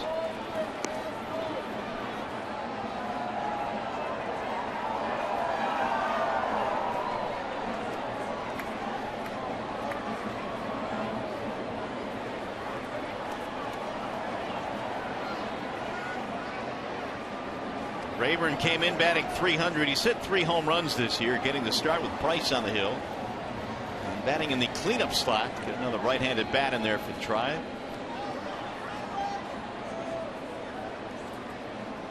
Price down with the 2-2. Low, 3 balls, 2 strikes. So David now is at 65, and here's how economical he has been. He's had as low as a 5-pitch inning. Had a double play in that inning.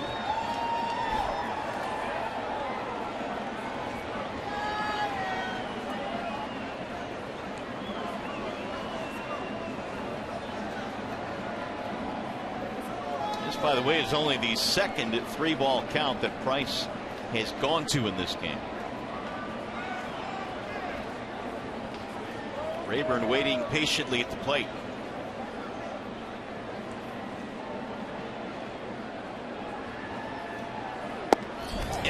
strike 3. Took one too many.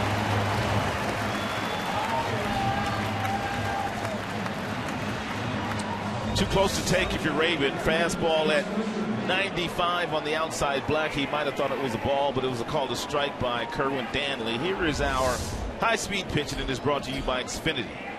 David has touched 96 here this evening against the Tribe, but the majority of his fastballs have been anywhere from 93 to 95 miles an hour. 7 strikeouts so far for David. Here is Swisher. He's put the ball in play twice in this game. 0 for 2, fly out, pop up. Tigers lead 3-0 on the mammoth home run from Miguel Cabrera in the bottom of the 6th.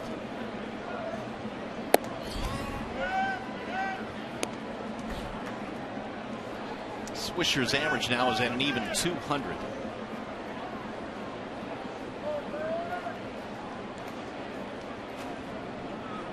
Price admittedly is a methodical worker. He feels that works into his advantage. And he hadn't been tested too much in this game tonight.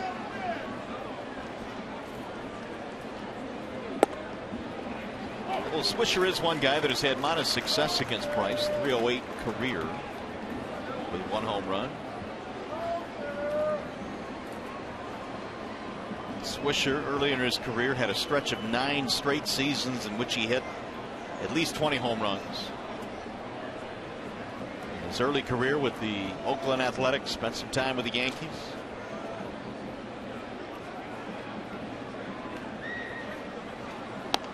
Fouled away, 1 ball and 2 strikes. I played for Nick's dad, Steve Swisher, a couple of years in AAA. And when I was with the Cleveland Indians in the minor leagues, 1 year in Buffalo, 1 year in Colorado Springs, his dad was very intense. Swish is quite different from his dad. He's always got a smile on his face, always joking around. But his daddy, he was all business. Did you perform well for him? I did perform well for Mr. Swisher. So he liked you then? He did. Here's Price's 1-2. Ooh, 2 balls, 2 strikes. 95 from Price, missed the inside corner. I drove in a lot of runs for Nick's dad. 92 1 year and 100 the next year. I would say so. Yeah, he used to call me the mule. Why is that? I brought the mail home. Bringing that mail home every night. Were you hitting cleanup? I probably was. Somewhere in the middle of the order for sure. I guess that's one time where you don't mind being called a mule. No, not at all.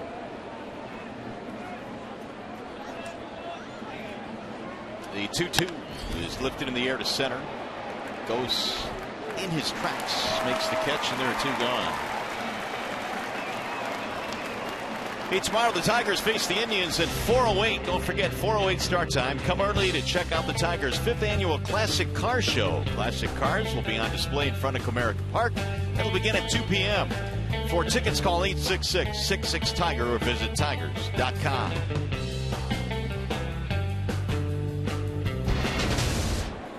There is action in the bullpen for the Cleveland Indians. They have the right-hander C.C. Lee.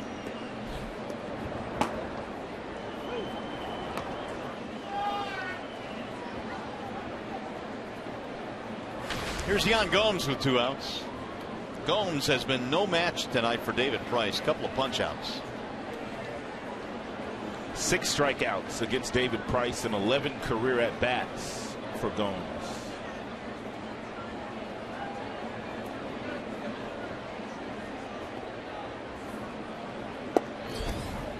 Ball 1 inside. That's something that David has done very well this evening, pitching inside with that fastball in the mid-90s. Every now and then he goes off the inside corner about 2 inches just to get the right-hander to think about it. It opens up the outside corner for a backdoor cutter, backdoor breaking ball, or that fading changeup.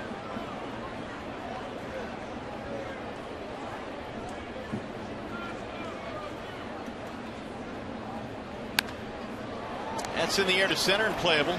Anthony goes measuring it. And nothing comes of the leadoff double here in the 7th. No runs, 1 hit, 1 left. Coming up, the McLaren Health Plan 7th inning stretch.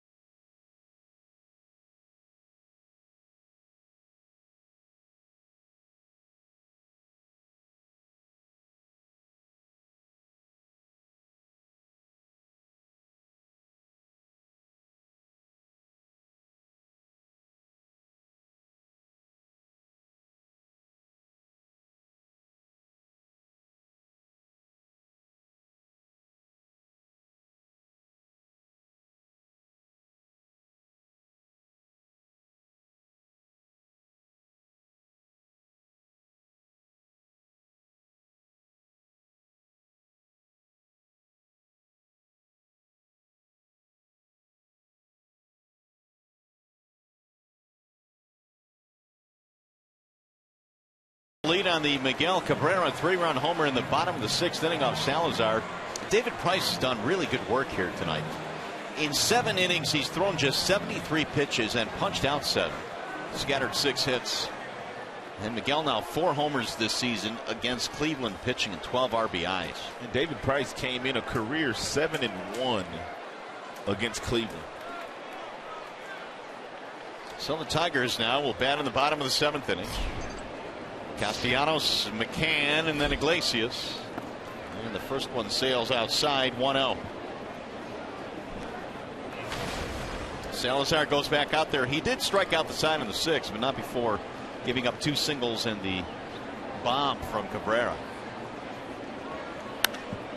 High fly ball, right field, chasing Moss back.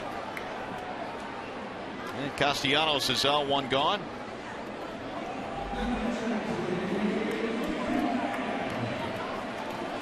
Now James McCann, who is 0 for 2. It's what you're always saying about Cabrera, Rod, in a game like this where you've got 2 ace-type pitchers who have that type of stuff. Miggy, it doesn't matter to him. He hits the number 1s. He really does. I mean, that's why he is the best hitter in the world as we speak. He has been for the last 5 years. That ball's hammered pretty good out toward left field, and that one is up against the base of the wall. Will be extra bases for McCann. He's going to try for 3. McCann hustling all the way, dives in with a triple.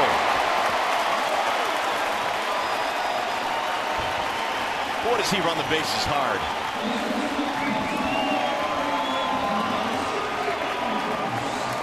It's the second time he's barreled up Salazar here this evening on a mid-90s fastball. Rayburn took a double away from McCann the last time he was up. Rayburn wasn't going to catch this one. But this one trickled away from Rayburn, and that gave McCann an opportunity to stretch that double into a triple, his 2nd of his major league career. So a runner at 3rd with 1 out. That is the 7th Tigers hit. And Mickey Callaway coming on now to have a chat with Salazar.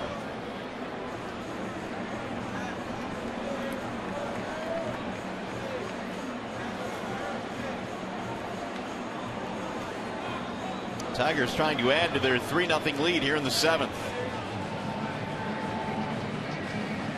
Well, see the Tigers play the Cincinnati Reds this Monday and Tuesday at 7:08. Get 4 tickets, 4 hot dogs, 4 bags of chips, and 4 drinks for only $19 per person with the weekday value pack. Call 866-66-TIGER or visit tigers.com. Indians now will have to pull the infield in.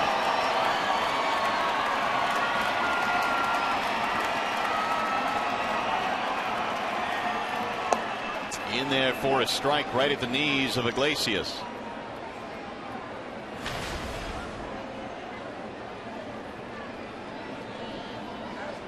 One out of 2 tonight for Iglesias. Singled, caught stealing back in the 5th.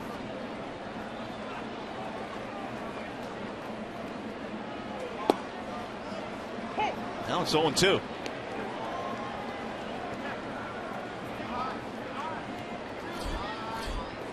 That's an even 100 now for Salazar.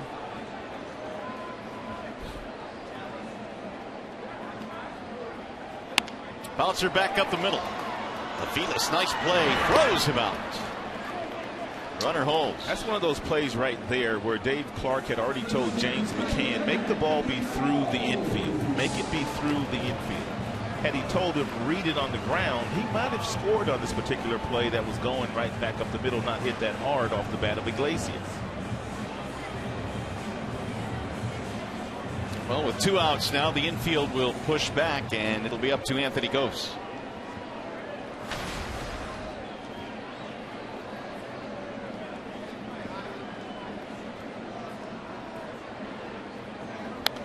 Gose fouls it back.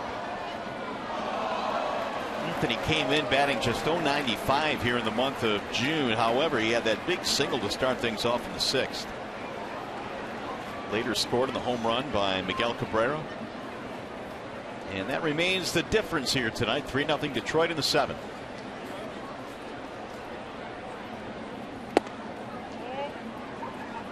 take one look at this play. The play made by Aviles, the shortstop. McCann is told, make it be through the infield. He took one jab step there and may have been able to make it because the ball wasn't hit hard and the shortstop had to leave his feet to make that play.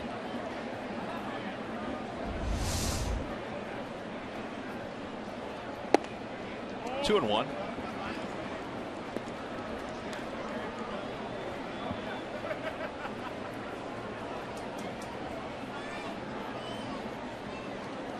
Good count to hit in if you're Ghost.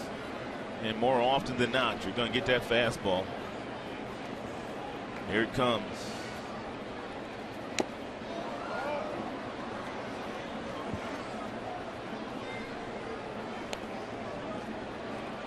Level the count now at 2-2. First of 3 this weekend between these two teams.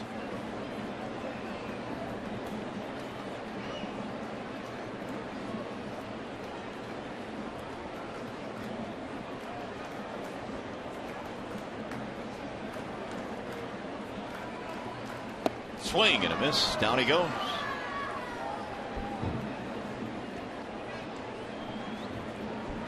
Get 3 in this league, boy. Yeah, that's it, right? Yeah. What's going on here, fellas? You get 3 in this league.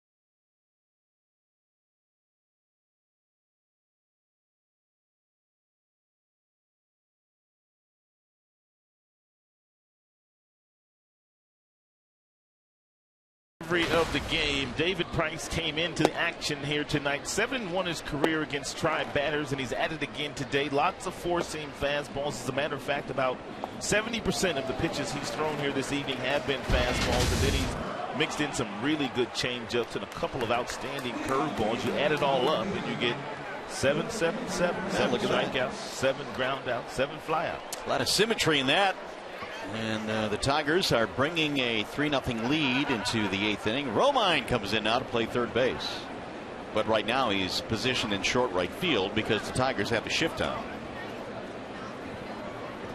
Moss, Urshela, and Aviles. Iglesias could literally cover the entire left side of the infield by himself.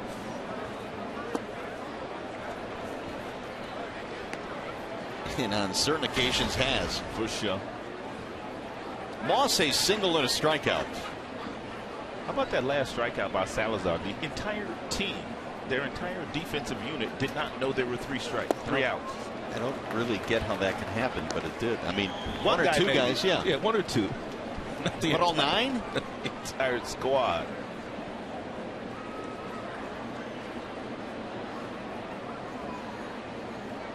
Bryce ready with the 0-2. And Moss looks at a ball outside. 1-2 on Brandon Moss. Might as well go right back out there because he's thrown so many outstanding strikes on the black outside. Curran Danley probably would give you the next one. McCann running through the signs. Another fastball away. See ya. Another strikeout for Price. That is number 8. He had 11 5 days ago against the White Sox, and really this year, David's strikeouts are down, but the last couple of outings he's gone out there, he says he continues to feel better and better, and the strikeout numbers continue to pile up. It'll be 9 consecutive starts of 6 or more innings for Price. Well, you know when you're going up against David, you need to pack a lunch, because he's going to be out there for a while. Urshela looks at a strike. He's done that very well tonight. First pitch curveball.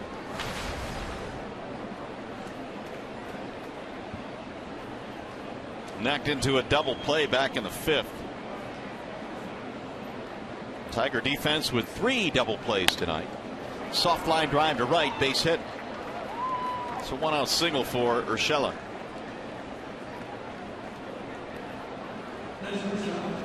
Give the Indians another hit. Here's Mike Aviles.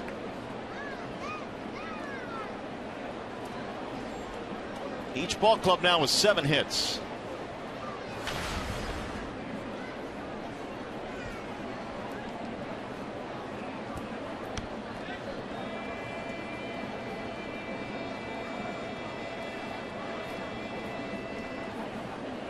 Two singles for Aviles. Out of that 9 position in their lineup. Strike 1 on the Indian shortstop.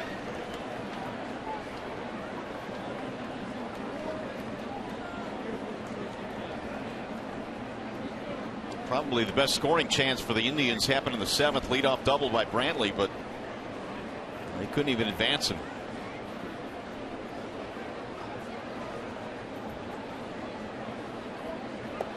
Good block by McCann, holding the runner at first base. Tigers in this game with a homer, a triple, and 5 singles.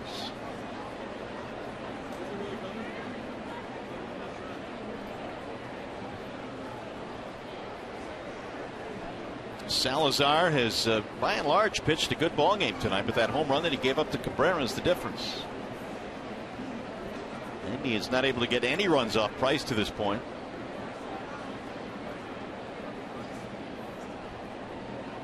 One is inside, 2 balls, 1 strike.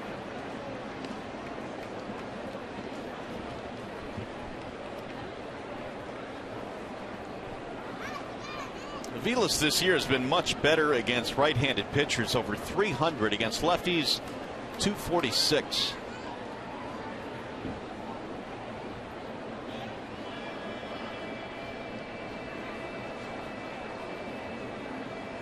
And the 2-1. Low, 3-1. McCann held it there.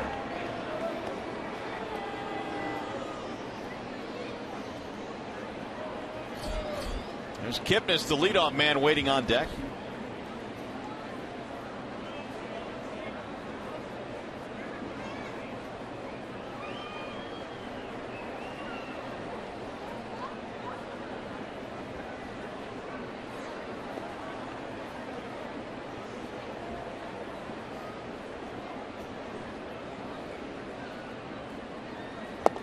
Checked it.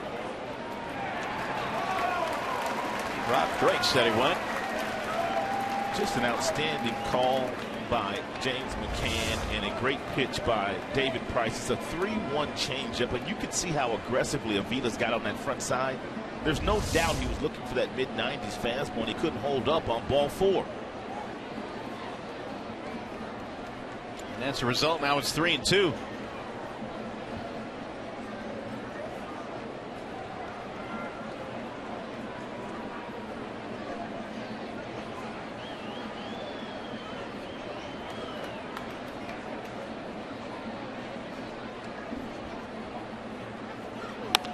Bouncing ball to second. This could be another double play. 4-6-3. 4 of them turned by the Tigers infield tonight. They came into play tonight with the best fielding percentage in the American League. Right now, Price in cruise control mode.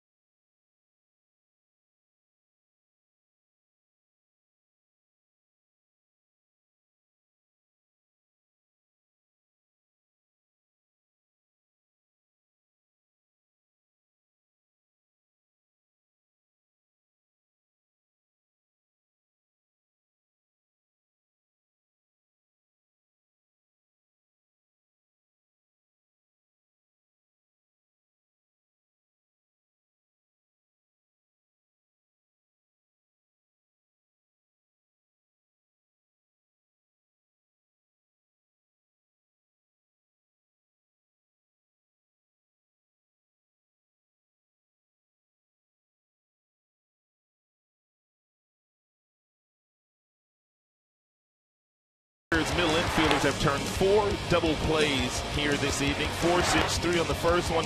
The next 2, 6-4-3. A dandy play turned in by Iglesias, getting the ball to Kinsler. And then this last half inning, one more ground ball thrown by David Price. He has been outstanding here this evening. So the Tigers will bring a lead into the bottom of the 8th inning in a wall-side windows pitching change. It'll be C.C. Lee for the Indians. He was doing some nice work down in AAA with Columbus, their AAA affiliate. In 19 games, C.C. had an earned run average of 235, a whip just over 1. 28 strikeouts, 16 base on balls. First appearance with the Indians right now. Righties down at AAA, batted under 200 against Lee. And he goes to work facing Davis, Kinsler, Cabrera, top of the order for the Tigers. And a low three-quarter arm slot featured by CeCe. That fastball, two-seam variety, 92 miles an hour, and with some late life on it. And he'll get back out of play 0-2. Rajay Davis, a couple of hits today, leading off against the right-hander Salazar.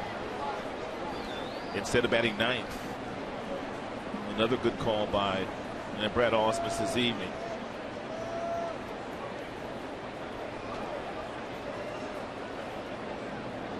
Here's the 0-2. Little chopper to third. Urshela has it. Rajay out that time, one gone. Hey, Thursday, June 18th, an American tradition comes to Fox and Fox Sports 1 for the first time as the greatest golfers in the world converge on the Pacific Northwest for a chance to stamp their names in the history books. Our exclusive coverage of the 115th U.S. Open Championship live from Chambers Bay Golf Course begins June 18th on Fox Sports 1, Fox, and streaming live on Fox Sports Go.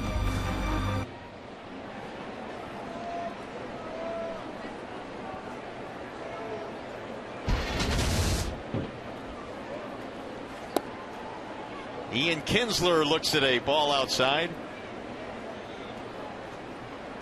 Ian 0 for 3 in his 3 at-bats against Salazar.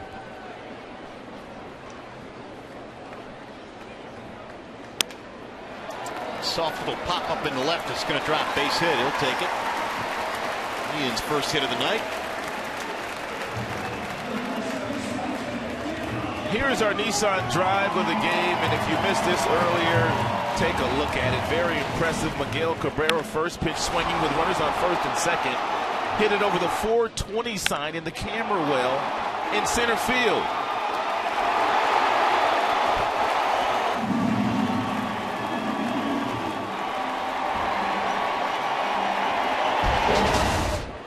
It was Cabrera's 13th home run of the year.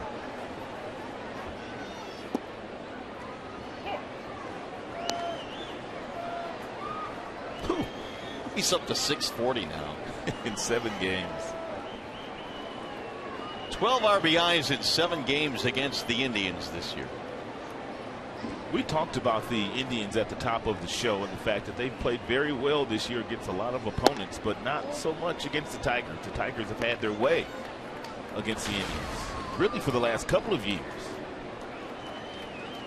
Only won 5 out of 6 this year. They're on their way to winning again here tonight with a 3-0 lead in the 8th. They were hitting .330 against Tribe pitching coming into play here tonight. And they've got 4 really good starters, 4 hard throwers.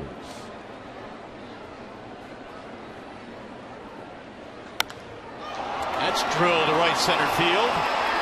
And that ball's going to get down and go to the wall. So driving another run. Cabrera has a double to go with his homer. It's Miggy 4, Tribe nothing here tonight.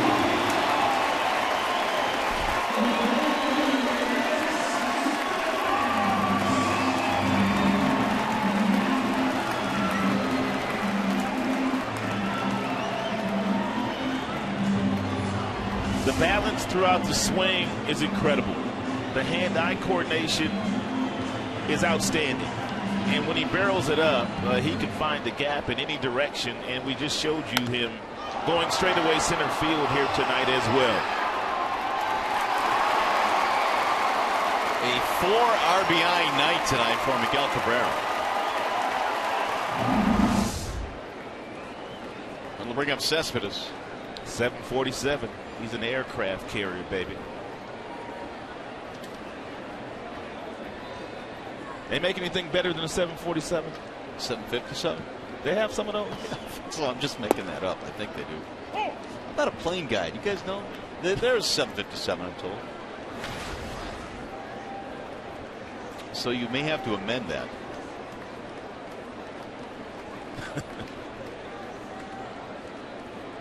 You could also call him the Mule, like they used to call you in your playing days. He brings that mail home. Yeah, he does. He's just smiling out there now. Cleveland's like, he's smiling at me.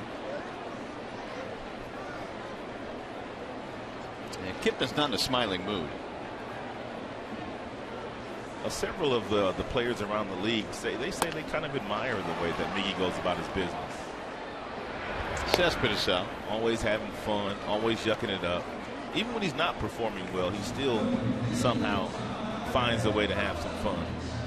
So now with 4 tonight, Cabrera's at 43, which puts him 2 off the pace behind Teixeira. There's Donaldson. You were talking about his season. He's having a great year. Kendrys Morales.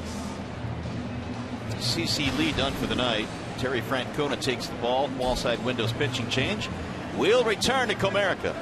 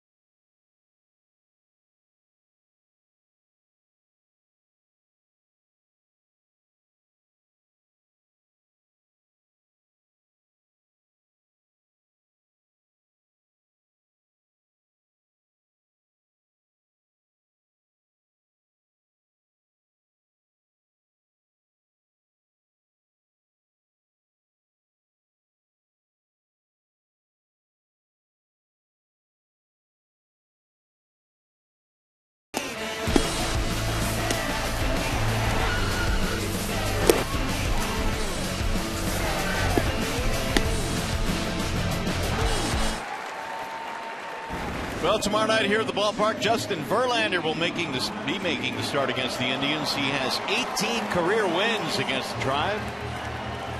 Second most against any opponent, 19 against the Royals. He'll make his first start of the season tomorrow night. He looked very good in his final tune-up start down in AAA in Toledo before giving the okay for the start here tomorrow.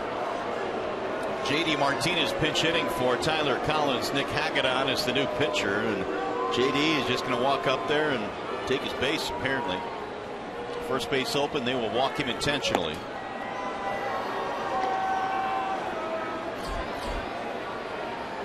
Romine waiting on deck.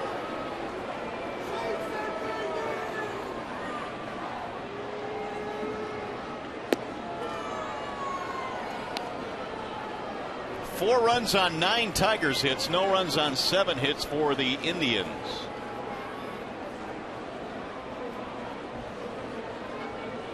And there's ball 4. So JD, take your base.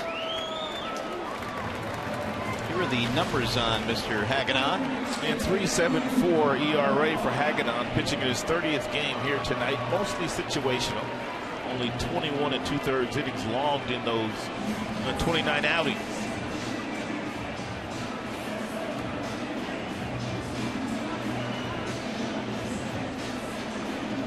We'll bring up Romine now.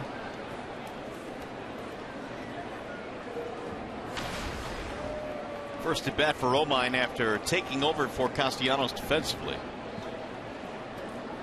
2 on, 2 out.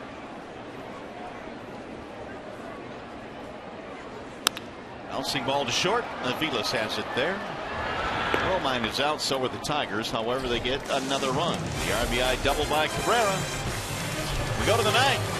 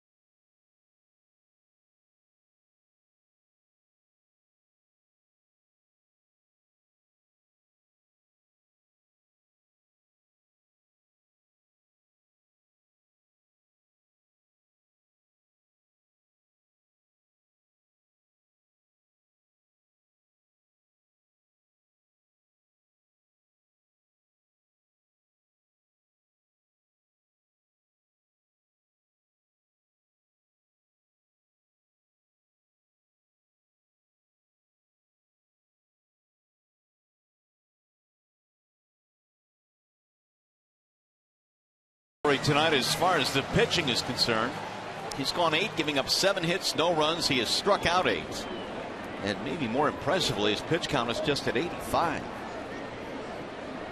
And he has 3 more outs to get. JD Martinez stays in the game to play right field.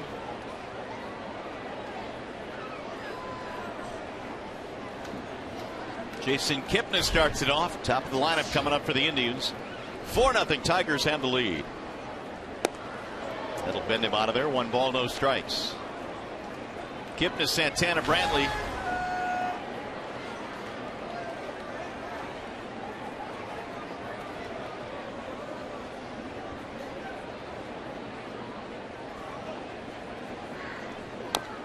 Rolled foul. 1 ball, 1 strike.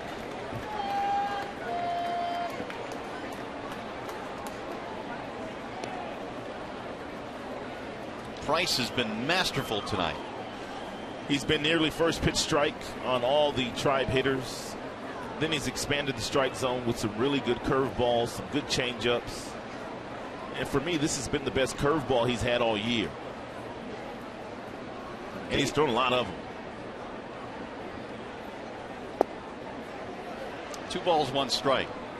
Price is going for his 3rd complete game and his 2nd in a row. Had a complete game in his win against Chicago back on the 6th on the last road trip.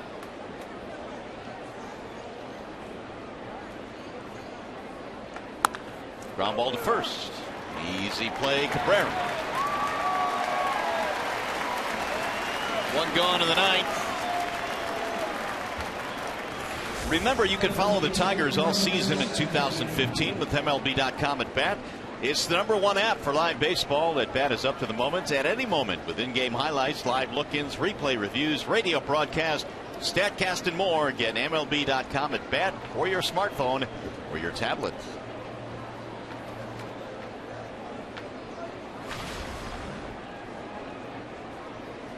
Here is Santana.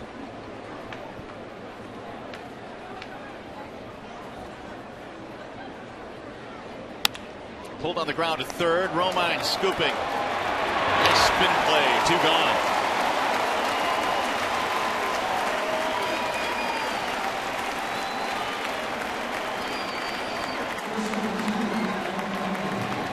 So Price is 1 out away from the complete game. If you're wondering why his pitch count is so low, he's had a 5-pitch inning, an 8-pitch inning, and 4 double plays turned behind him. That'll do it. Here they are by inning.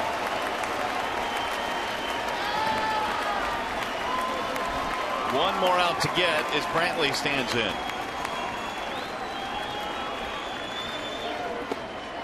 Strike one on Brantley.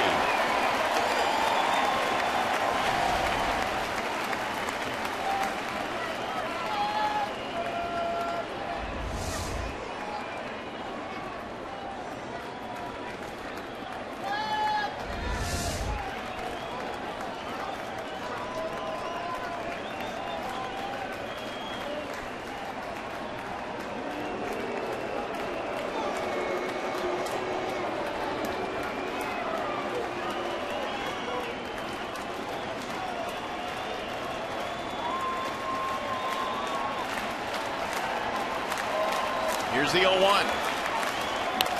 Grounded foul. Now it's 0-2 on Brantley.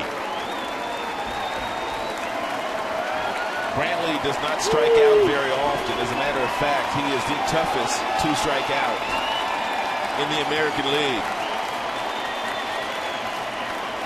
35,379 to their feet.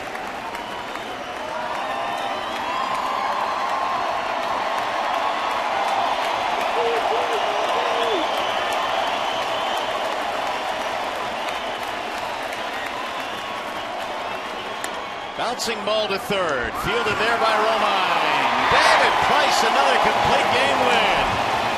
This one a 4-0 shutout. And he needed just 92 pitches. Back-to-back complete games for the second time in his career.